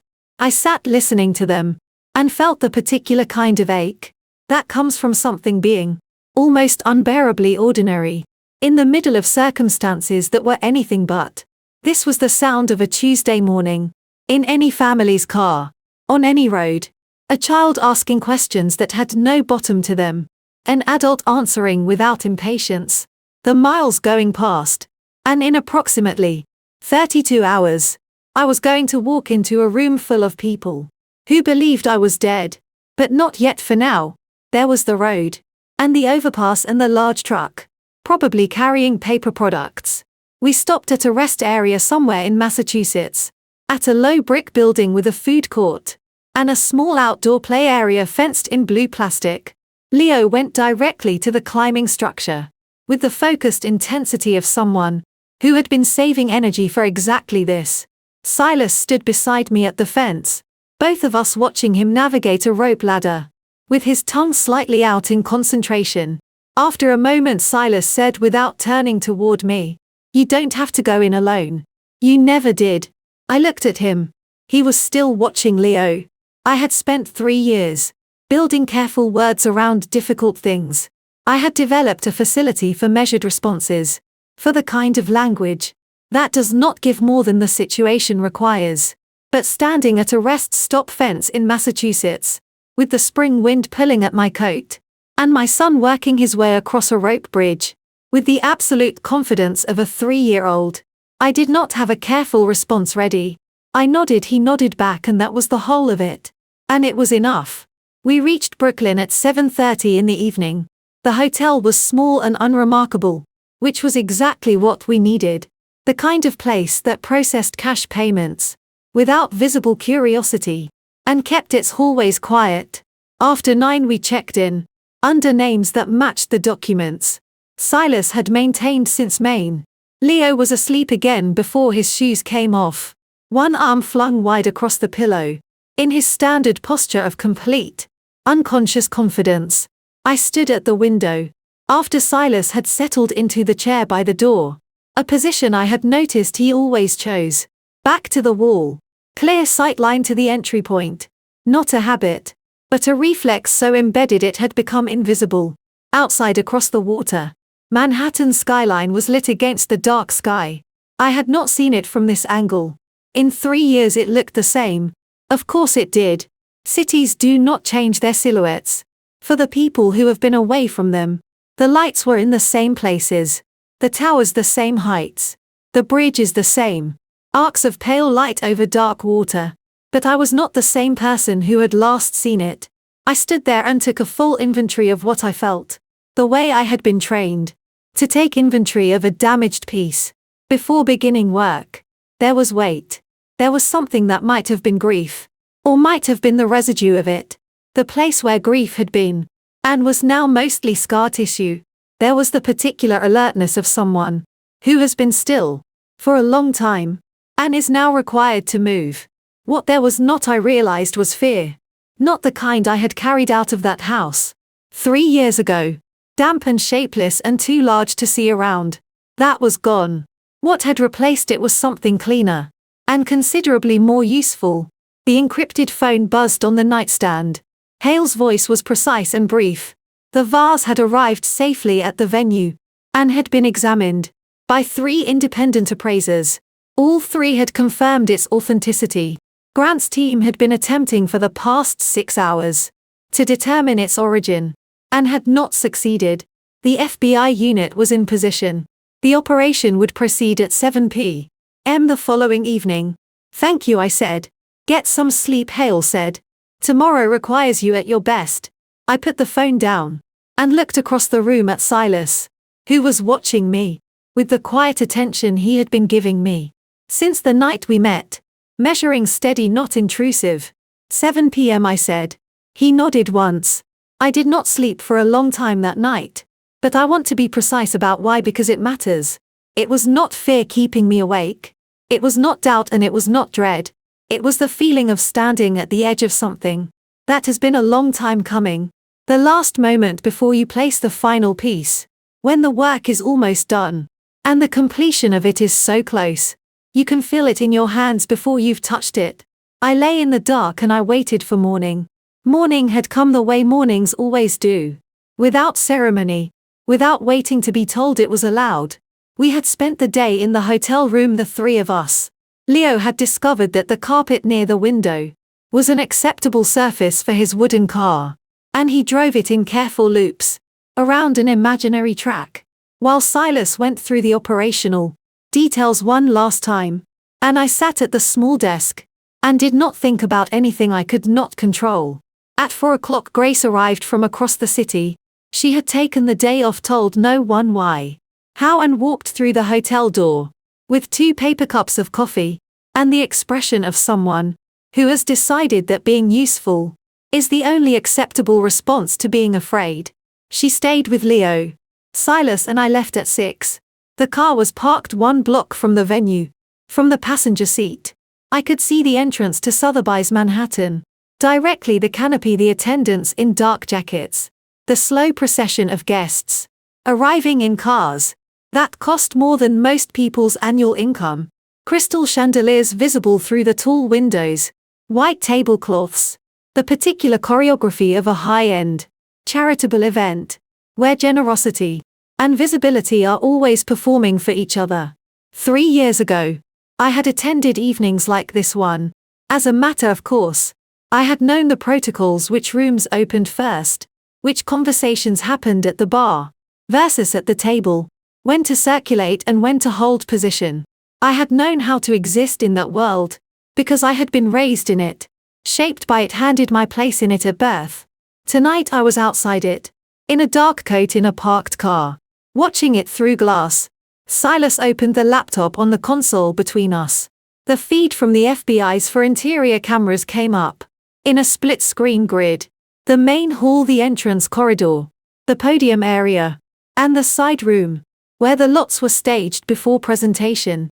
The image quality was clear enough that I could read the printed placards on the display stands. On the central podium, under a focused warm spotlight, sat the vase, even on a laptop screen, through a security camera's slightly flattened perspective. It was convincing. The celadon glaze caught the light with that particular depth that had taken me 6 months and significant failure to understand when I was 23. Whoever had made it was genuinely skilled. I looked at the base of the displayed piece. The camera angle didn't show it clearly, but I already knew what wasn't there. I was in this entire room, full of people who collected and traded, and staked their reputations on knowing the real from the false. The only person who had touched the original with her own hands. The weight of that knowledge settled over me. Not heavily, not the way I might have expected. More like a cloak than a burden. Silas's phone buzzed. He read it and said Hale is in position. He says Grant arrived 8 minutes ago. East entrance. I looked at the entrance feed. Grant walked across the screen. In the navy suit he favored for evening events. I recognized it immediately, the particular shade, and cut the way it sat on his shoulders. He moved through the crowd with the practiced ease of someone who has spent years treating every room as an audience. People turned as he passed. He shook hands, inclined his head, smiled, at the right moments and in the right proportions. He was, I had to acknowledge, very good at this. He had always been very good at this. I watched him, and waited for something to break open in my chest. Nothing did. What I felt was closer to the focused stillness I entered when beginning work on a difficult piece. The part where all the preparation has been done, and what remains is execution. Grant crossed the camera frame and disappeared toward the main hall, and I exhaled slowly and realized my hands were flat and open on my knees rather than clenched. Then I saw Serafina. She came in 30 seconds behind Grant, through the same entrance, wearing a deep green dress that I would have said suited her once. She looked thinner than I remembered. The color in her face was different. Not the high energy she had always carried, that particular brightness that had made her the one everyone gravitated toward. At family gatherings, when we were young, something in it had gone quiet. In the years since I had last seen her, she moved through the entrance corridor with the manner of someone attending an obligation rather than an event. Her eyes scanned the room in the mechanical way of someone who is not looking for anything pleasant. For one moment, the camera caught her face in full, and I saw something there I had not allowed myself to expect. She was not happy, not performing unhappiness, not arranging her expression for effect. She simply was not happy, in the way that a person who has been making a specific mistake for a long time starts to carry it in the set of their face. I thought of my sister at 12 years old, sitting on the floor outside our father's study, with her knees pulled to her chest, because she had been left out of something, and hadn't wanted to say so directly. She had always been the one who needed to be included, and never knew how to ask for it. I had known that about her, and I had not done enough with the knowledge, and I was not sure what to do with that understanding. Now sitting in a car, outside a building, where the consequences of everything were about to arrive. The auction began at 7 o'clock precisely. Grant took the microphone, with the unhurried confidence of someone who has rehearsed, without appearing to have rehearsed. He spoke about the Sterling family legacy, Edward Sterling's vision, the role of the Dawn vase as a symbol of continuity between generations, the privilege of being its steward in this moment. He was eloquent. He was composed. He was, by any visible measure, completely in control of the room. I sat in the car 1 block away and held the encrypted phone in my hand and did not look away from the screen. Silas said quietly, "You okay?" I thought about it for a genuine moment. Rather than answering reflexively, my hands were still. My breathing was even. The thing in my chest, that had been wound tight since the night in Maine, when I had first seen the news article, had not loosened. It had simply clarified, sharpened into something with a specific shape and a specific purpose. "Yes," I said, and I meant it in a way I had not expected to mean it. The message from Hale came through at 7:14 p.m. VARs on the podium confirmed forgery by FBI. Engaged appraisers. Full documentation submitted to case file. All units in position awaiting confirmation to proceed. "You see it?" Then I looked at Silas. He looked at me. No speech, no last-minute deliberation. 3 years of evidence, 2 years of chain of custody. A VARs that knew what it was. Sitting in a room full of people who were about to find out. I typed one word into the encrypted phone and sent it to Hale. Now I sent the word and then I watched the screen inside the auction hall. The large format display behind the podium. The one that had been cycling through catalog images of the evening's lots. Went dark for exactly 2 seconds. Long enough for the room to notice. Not long enough for anyone to react.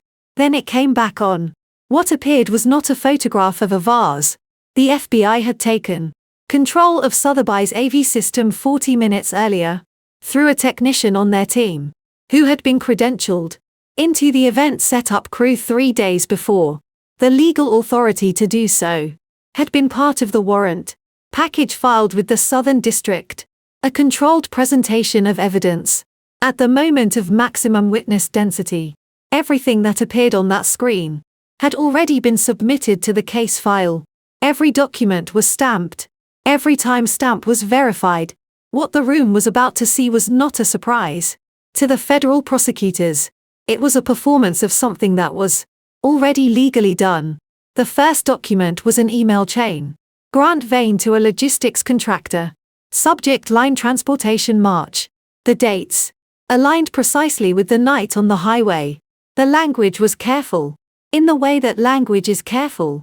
When someone believes they are being clever. Indirect enough to allow for interpretation. Specific enough to be functional. The final message in the chain included a figure. A number with several digits. That represented the cost of a truck. A driver. And a stretch of wet road at 1:00 in the morning. The second document was a wire transfer record. Same contractor, same amount. Originating account. A subsidiary of Vane Capital Holdings. The third was the forensic toxicology report. The laboratory seal of the independent testing facility. The chain of custody signature log. Showing every hand the material had passed through. From the medical examiner's archive to the federal evidence locker. And at the bottom in the clipped, unambiguous language of expert forensic testimony. Findings consistent with intentional administration of a nephrotoxic compound over a period of approximately 6 months prior to the subject's death. The subject was Edward Sterling. The room held its silence for 3 full seconds. I counted them on the laptop screen watching the feed. 300 people in formal dress standing or seated, all of them looking at the same display and arriving at the same understanding at slightly different speeds. Then the silence broke. The way silence always breaks. When it has been holding something too large. Not gradually but all at once. Grant moved before the sound had fully risen. He did not panic. That was the thing I remember most clearly. Even now watching through the camera feed, at a slight downward angle, I could see that he did not panic. He walked to the microphone with the same unhurried confidence he had used 20 minutes earlier, when he was speaking about legacy and stewardship. And he reached it before the first FBI agent had cleared the main entrance. His voice carried over the rising noise of the room, with the precision of a man who has rehearsed for exactly this contingency. "This woman," he said, and his hand extended toward Serafina across the floor. "Serafina Sterling. She approached me 18 months ago with a plan. The forgery, the paperwork, all of it. She came to me. I had no knowledge of the vase's authenticity. I was deceived the same as everyone in this room. I watched Serafina's face on the screen.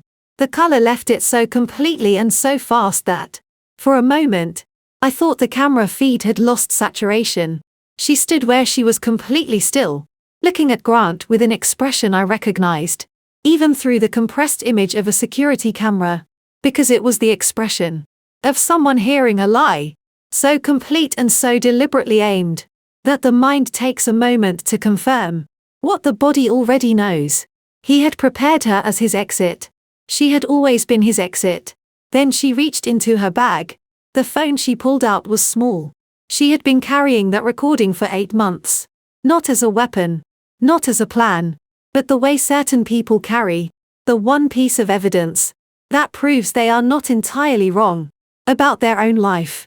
She had never intended to use it in public, but Grant had just said her name out loud in front of 300 people, and some decisions make themselves.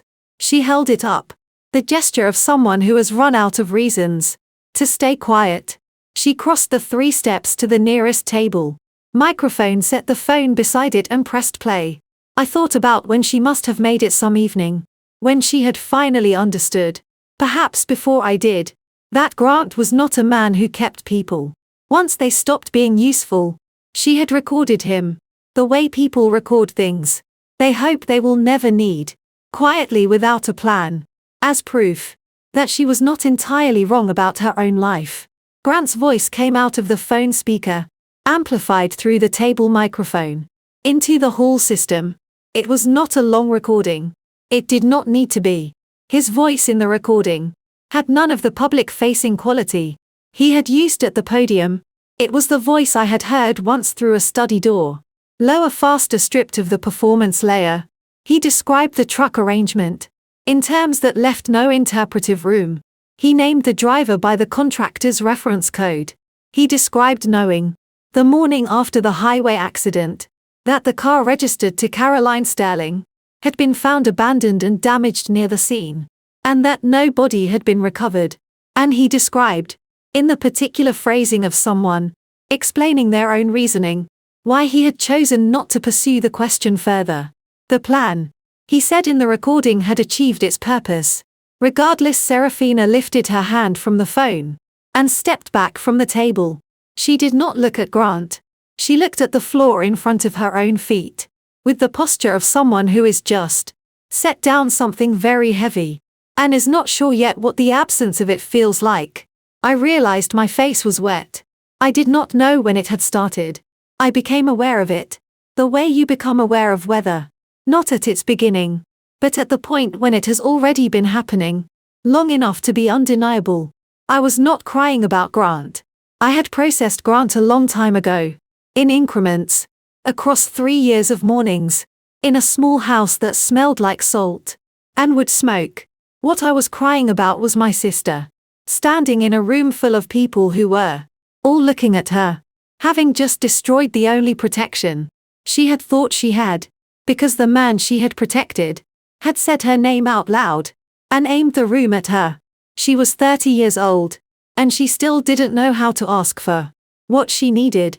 Some things do not change. Silas's hand came down on my shoulder, not heavily, just enough to be present. It's time, he said. I looked at the screen one more moment. The FBI agents were moving through the main entrance, now in the organized, unhurried way of people executing a plan that has been rehearsed. Grant had stopped speaking. The room was a controlled chaos of movement and sound, and people reaching for phones and each other. I nodded. I opened the car door and stepped out onto the sidewalk. The April air was cool and immediate against my face. The city noise, traffic voices, the low ambient hum of 10,000 things happening simultaneously came back all at once. After the sealed quiet of the car, I stood on the pavement for exactly 1 breath, feeling the concrete solid under my feet, for the first time in 3 years, on this specific island. Then I straightened my coat, and I walked toward the entrance. I had imagined this moment many times, across 3 years, in dreams, usually the kind that leave a residue on the morning, a mood you carry into the first cup of coffee, without quite knowing why. sometimes in the afternoons in Maine, sitting on the porch with the water in front of me, and the specific quality of light that comes just before sunset, when everything goes amber and the day gets quiet. In those imaginings I had been afraid, or angry, or brittle with something I could not name cleanly. What I had not imagined was this: pushing open the door of a room full of people, and feeling underneath everything else completely still. The noise hit first, not the structured noise of an event in progress, but the particular dissonance of a large room that has lost its script. Voices overlapping the scrape of chairs, the collective sound of 300 people trying to understand the same thing, simultaneously, under the chandeliers, in the warm light that had been designed to make objects look their most beautiful and their most valuable. The room looked exactly as I remembered it, and nothing like I remembered it at all. I walked in. I did not look for Grant immediately. I looked straight ahead, the way you walk through a difficult restoration, not fixed on the damage, but on the through line, the structural element that tells you where you are and where you need to get to. My heels on the marble floor, the distance between me and the center of the room, one step then the next. The sound changed as people saw me, not all at once, in clusters, recognition, spreading outward like water disturbed at its center. I heard my name, or I heard the intake of breath that precedes a name, and I kept walking. Robert Hale was already moving. He had been positioned near the side of the hall, close to the venue's fixed microphone stand, the one used for announcements separate from the podium. He reached it before Grant had fully processed what he was seeing. I watched Hale's hand close around the microphone stand, with the unhurried competence of a man who has been preparing for this specific moment for considerably longer than tonight. His voice went out across the room at full volume. Caroline Sterling is alive and present in this hall. Her identity has been confirmed through federal biometric records, fingerprint and identification documentation, cross-referenced against bureau databases. As part of the ongoing federal investigation, she is the surviving heir and beneficiary of the Edward Sterling estate, and she is here in her full legal capacity. Grant had stopped. He stood perhaps 30 feet from me, and I watched his face go through the calculation, not panic, not the open shock of someone who has been genuinely surprised, the calculation of someone assessing which of his prepared responses still applied. For one moment, I could see him arriving at the conclusion that he could still frame this, still reach the microphone and recast the narrative, before enough people had decided what they were looking at. He took one step toward the podium. Hale's voice continued without pause, without inflection. Furthermore, the Edward Sterling Family Trust is now formally activated tonight, with Caroline Sterling present as beneficiary, and Silas Thorne confirmed as trustee. The legal consequences for Sterling Corporation's governance over the past 3 years will be addressed through the appropriate proceedings. Those details are already with the court. The room had gone very quiet, in the way that rooms go quiet when something has shifted that cannot be unshifted. Grant turned and looked at me directly. I had wondered across 3 years what this moment would feel like, whether I would feel the satisfaction I had told myself I would feel, or whether I would feel something else, something smaller or stranger or harder to account for. I had not let myself answer the question, because I had not known if I would ever stand here to find out what I felt looking at Grant Vane across 30 feet of marble floor. In a room that was no longer his was very nearly nothing. Not numbness, I want to be precise about that. Not the absence of feeling, but the presence of something that had been processed so thoroughly. It had lost its heat. I had been angry at this man. I had been afraid of him and hurt by him. And I had lain awake in a house that smelled like salt, and thought about what I would say when this day came. And now it was here. And what I had to offer him was the calm of someone who has walked through a fire long enough to stop being surprised by the temperature. I met his eyes and I held them and I did not look away. He was the first to move. I do not think it was rational. I do not think in that moment that Grant Vane was operating from the strategic intelligence that had guided everything he had done for 3 years. I think what moved him was simpler and older than strategy. The instinct of a man who has always resolved problems by advancing on them, who has never in his adult life been in a room where there was no move left to make, and has therefore not yet accepted that this is that room. He walked toward me. Silas stepped forward from my left. He did not speak. He did not raise his hands. He simply moved to the position between Grant and me, and stopped there. And there was something in the way he stood. Not aggressive. Not threatening. Just absolutely and completely immovable. That made the word obstacle inadequate. He was not an obstacle. He was the end of the option. Grant stopped. He looked at Silas. Silas looked at him with the steady, untroubled attention of someone who has been in much worse rooms than this, and has not yet found a situation that required him to raise his voice. The 3 seconds that followed were the longest I can remember. Standing still. Then, the 2 FBI agents came in from Grant's left and right. Simultaneously. The practiced geometry of people who have rehearsed this exact approach for exactly this body type and this stance. One agent's hand went to Grant's right arm. The other agent spoke clearly, at a volume calibrated for the room. Grant Vane, you are under arrest. The rest was procedure. Rights read clearly, hands secured efficiently.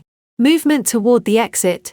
With the particular, quiet authority that federal agents carry when they are not in a hurry, because they do not need to be. The room watched. Every phone in the room was already recording. I stood where I was. Silas came to stand beside me. Not in front of me anymore. Just beside. He did not say anything. I did not say anything. We watched Grant Vane walk out of the room. He had spent 3 years treating as his own, and the only sound I made was a single slow exhale that I had been holding. I realized since the moment I walked through the door. The room did not empty when the handcuffs went on. 300 people who had come for a charity auction stood in collective suspension, not yet sure whether the event was over or merely pausing. I stood in the middle of it and felt strangely like the quietest point in the room. The storm had passed. The air hadn't filled in yet.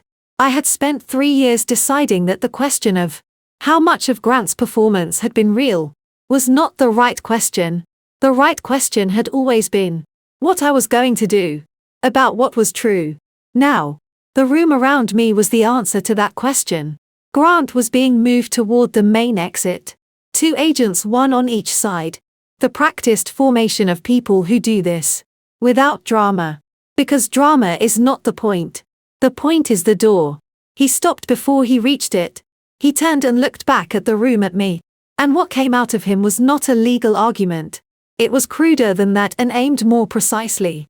He raised his voice. The boy, he said, and the hall went quiet again. Leo, he's mine. She knows he's mine and she's been keeping him from me. I had a test done. He reached inside his jacket with his free hand and produced a folded document. A man who had come here tonight with contingencies already in his pocket. DNA results, he said. Independent lab. Mr. Vane. Silas' voice was not loud. It did not need to be.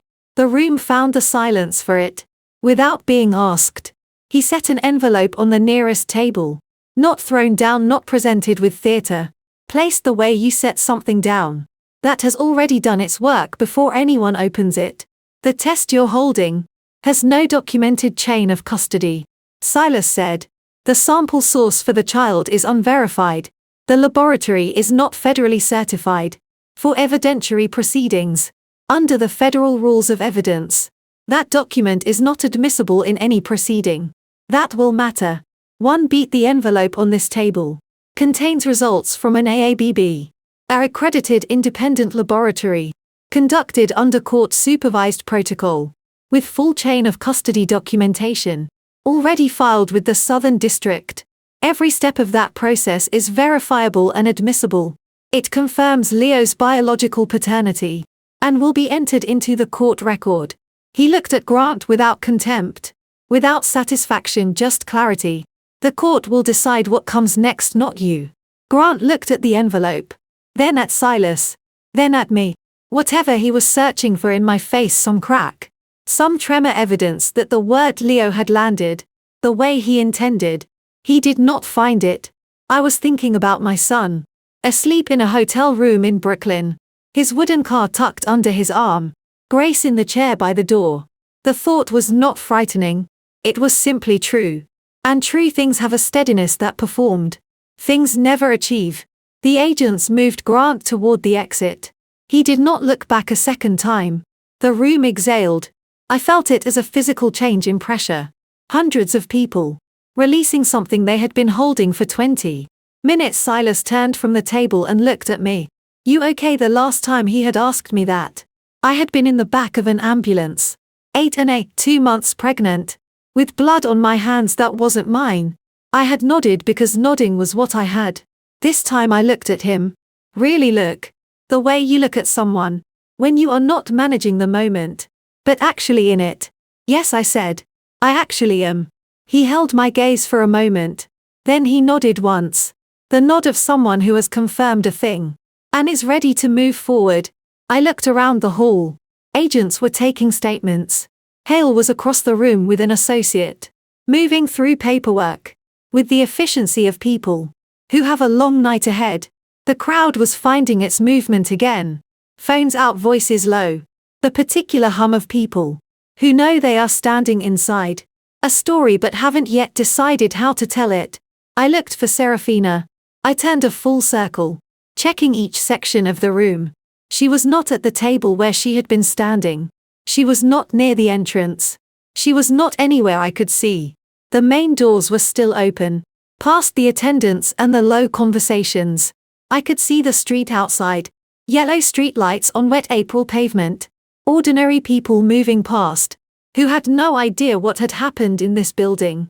Serafina was gone. My first instinct was to go after her, to find her, to say something, to close the gap that had been open between us for 3 years. And if I was honest, for longer than that. Then I thought of what Silas had told me in those first weeks in Maine, in the mornings, when I had been trying to force resolution on things that were not yet ready for it. Some things he had said are better approached when you are ready to hear the answer. I lowered my hand from the door frame. I hadn't realized I'd reached. Serafina had just done the hardest thing she had ever done. In front of a room full of witnesses, she had walked out into the city afterward. That was her right. Some distances close on their own schedule, if you leave them room to do it. I turned back to Silas. There was still work left to do tonight and I was ready. I found my sister 20 minutes after the FBI escorted Grant out of the hall. She was standing on the sidewalk outside, looking down at the wet pavement, not trying to run, not trying to disappear into the crowd, moving around her. She was simply standing there, as if she had been waiting, even if she didn't know what she was waiting for.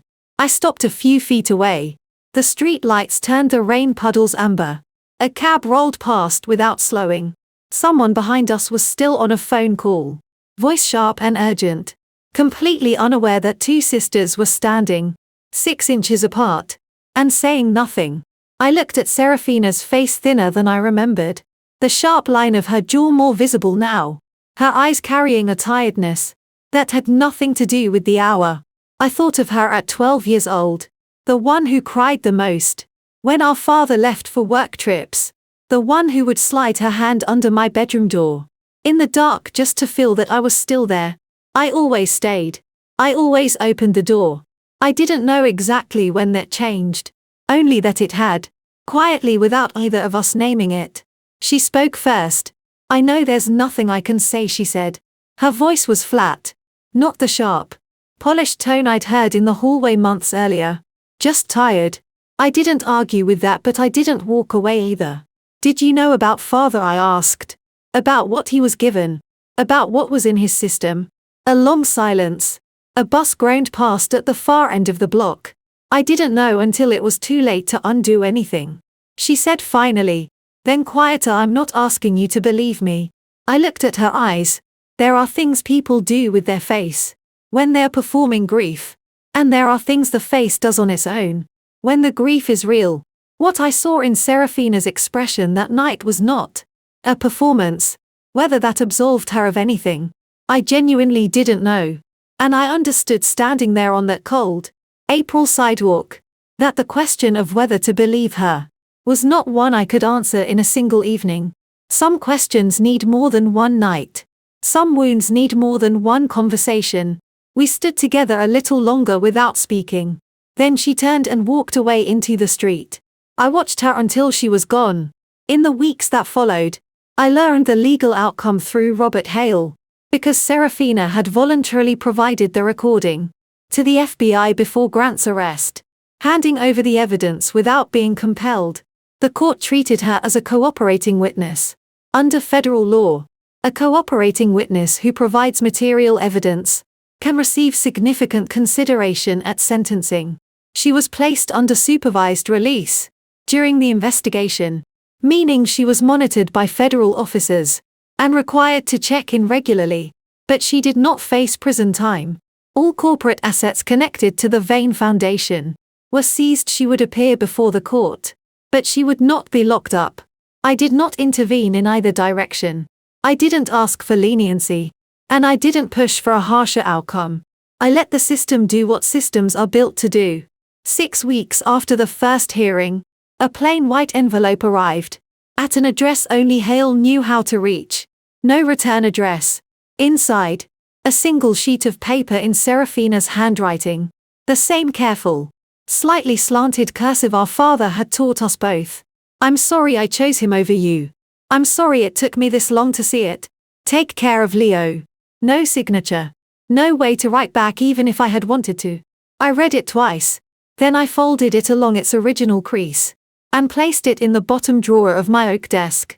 I didn't throw it away. I also didn't reply. There are wounds that a single apology cannot close, and relationships that need more than a letter to find their way back. I understood that. I thought she probably understood it too. I closed the drawer. Then I stood up and looked out the window.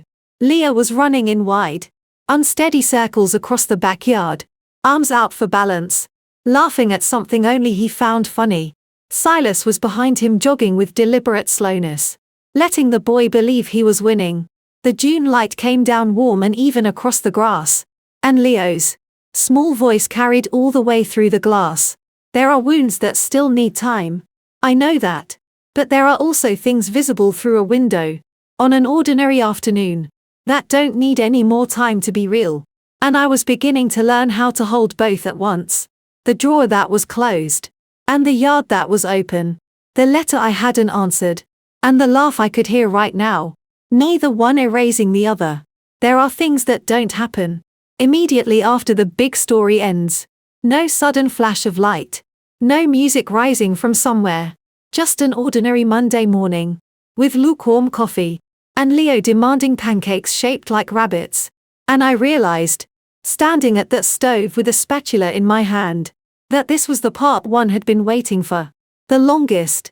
Robert Hale told me the first time we met in person, after the trial, standing outside a coffee shop on Madison Avenue, with paper cups and too much wind. Your father built the sterling name over 40 years. You have the rest of your life to decide what it means. From now on. I thought about that sentence every morning, when I opened my laptop. Not with pressure, more like a compass. Grant's sentencing came in July. Conspiracy, commercial fraud, and an ongoing federal investigation into Edward Sterling's death. The courtroom was quieter than I expected. I sat 3 rows back and felt very little, not numbness, but the particular stillness that comes when something that has been wrong for a long time is finally formally corrected. Sterling Corporation was returned to my control through the legal activation of the trust and the terms of my father's will. I did not move back into the Sterling mansion on the Upper East Side. Instead, I rented an apartment in Brooklyn, where Leo had a backyard, and Silas could set up a small woodworking bench in the garage. The corporation still operated out of Manhattan, and I went there 3 days a week. But I spent the first 6 months quietly dismantling every back-channel arrangement Grant had built, replacing them with transparent reporting structures and board accountability measures that my father had always intended, but never fully enforced. It was slow work. It was also I found the right kind of work.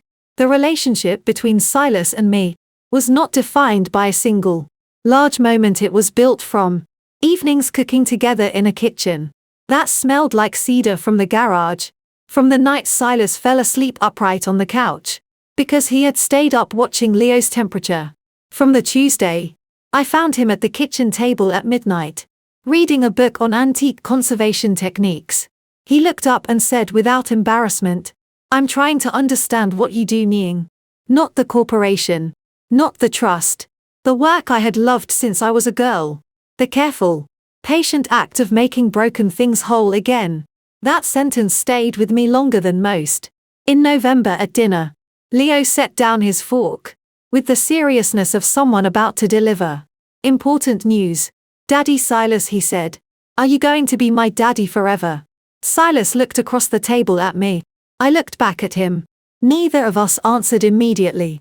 Leo picked up his fork and kept eating, apparently satisfied that the question had been submitted, and the adults could handle it from there. That night after Leo was asleep, Silas placed a small box on the kitchen counter. He didn't make a ceremony of it. He just set it down and waited. Inside was a ring, white gold plain. No large stone, nothing designed to impress. From across the room, the kind of ring that asked to be looked at closely. I picked it up and turned it over. And there was an engraving on the inside of the band, small enough that I had to tilt it toward the light to read it. "Always buddy," the words he had said to Leo on a birthday afternoon in Maine 3 years ago, when a small boy had asked if he would always be there. Silas didn't get down on one knee. He looked at me and said, "I'm not good at speeches, but I'm very good at showing up. And I intend to keep showing up for you and for Leo. For as long as you'll let me." I looked at the ring. Then I looked at him. 3 years ago, I had learned that some things appear beautiful from the outside and are empty at the center, and some things require no decoration because they are simply plainly real. I thought of the man who had carried Leo to school on a sore shoulder, who had taught a small boy to sand wood with patience, who had sat through a fever night without being asked, who had driven a motorcycle into a truck on a wet highway so I could have one more day. I didn't say anything. I just held out my hand. Our first Christmas as a family, not in the legal sense, not in the sense that the world had recently decided to recognize, in the only sense I have ever believed is real. The people who choose to stay through the things that would make others leave. Leo had finally run out of energy somewhere around 9:00 and fallen asleep on the couch, one hand still curled around the small wooden car Silas had carved for him the week before. The tree in the corner blinked slowly in the dark, stringing colored light across the ceiling in quiet pulses. Outside the window, snow was coming down over the Brooklyn rooftops, not the aggressive kind that closes airports, but the soft, unhurried kind that makes the city briefly forgiving. Silas and I were sitting on the floor, backs against the couch, a small glass of red wine each. No music, just the sound of snow against glass, and Leo's steady breathing. Above us I thought about the woman 3 years ago, who had stood outside a study door, with her hand pressed against her stomach, heart going too fast, understanding for the first time that the house she lived in was not safe. She didn't know that night that the worst evening of her life was also the first step toward everything she would come to have. She had no way of knowing that. You never do when you're standing in the dark, trying to decide which direction to walk. I reached over and placed my hand on Silas's right shoulder, exactly where the scar runs long, slightly raised, the kind of mark that doesn't fade, the way people tell you scars fade. He didn't move away. "Still hurt?" I asked. "Sometimes when it rains." He turned his head to look at me. "Why?" I just wanted to know. He nodded once and we went back to the quiet. That was enough of an answer for both of us. I looked at Leo, sleeping at the wooden car, loosely held in his small fist, and I thought about what it means to restore something. Not to make it look as though it was never broken. Not to sand down the evidence of everything. It survived. Real restoration, the kind my father taught me. The kind I had practiced since I was old enough to hold a brush means understanding why something was made to last, and then working carefully to make sure it still can. You don't hide the repair. You make the repair worthy of the object. Silas had a scar on his shoulder because he had driven into a truck on a wet highway, in the dark, for a woman whose name he knew, but whose face he had never clearly seen. He had done it because someone had asked him to, yes, but also I had come to believe, because it was simply the kind of person he was. The scar was not something to apologize for or feel guilty about. It was proof. It was the most honest thing about that night. More honest than any document, any court record, any piece of evidence filed with the FBI. It said he was there. He chose it. Before I had any way to choose him back. I kept my hand where it was. If I could go back knowing everything. Every night of fear. Every week of hiding. Every morning of pretending to be someone else. For Leo's sake. I would still walk out that side door into the rain. Every time. Not because the pain was worth it in some clean, philosophical sense, but because every step of that road led here. To this floor. This tree, this sleeping boy. This man with a scar on his shoulder. Who had read books about antique restoration. At midnight just to understand the thing I loved. The snow kept falling outside. Leo shifted in his sleep and resettled without waking. The tree blinked on. Silas placed his hand over mine, not moving it. Not squeezing hard. Just covering it. The way you set a hand on something you intend to stay near. He didn't say anything. Neither did I. I am Caroline Sterling, heir to the Sterling name, restorer of broken things. The woman who ran into a March rainstorm, with a child she hadn't yet met, and no clear idea of where she was going. I had crossed everything else to reach this moment. It was enough. It was more than enough. Some nights I still ask myself, if I had stayed quiet from the beginning, would it have hurt less? And every time the answer is the same: no.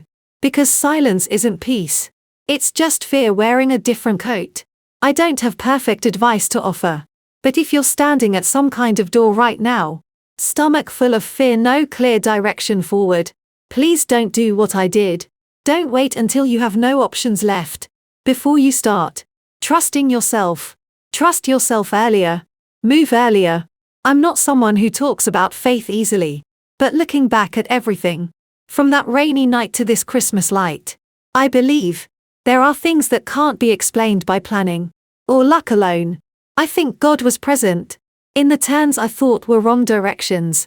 Family betrayal never comes from strangers. It comes from people who know your name, know your fears, and choose to use those things as weapons. Family revenge isn't about burning everything down. Sometimes it's simply standing your ground and letting the truth do its own work. And family betrayal, no matter how deep, does not mean your story ends there. What I want to say clearly is, I believe family revenge done right is not destruction. It's restoration. And family betrayal, in whatever form it takes, never has the right to define who you are, unless you hand it that power. That's the part one wish someone had told me sooner. This was my story. What does yours look like? Leave a comment below. I'd genuinely love to know. If something here stayed with you, share it with someone who might need it today. And if you want to keep following stories like this one, make sure you're subscribed, so you don't miss what's coming next. Thank you for staying until the very end. That means more than you know. A small note going forward: the stories ahead contain fictional elements, constructed purely for educational and reflective purposes. If that's not what you're looking for right now, that's completely fine. Step away, find what fits you better, and come back whenever you're ready. Door stays open. Thanks for watching all the way to the end. I'll see you in the next one.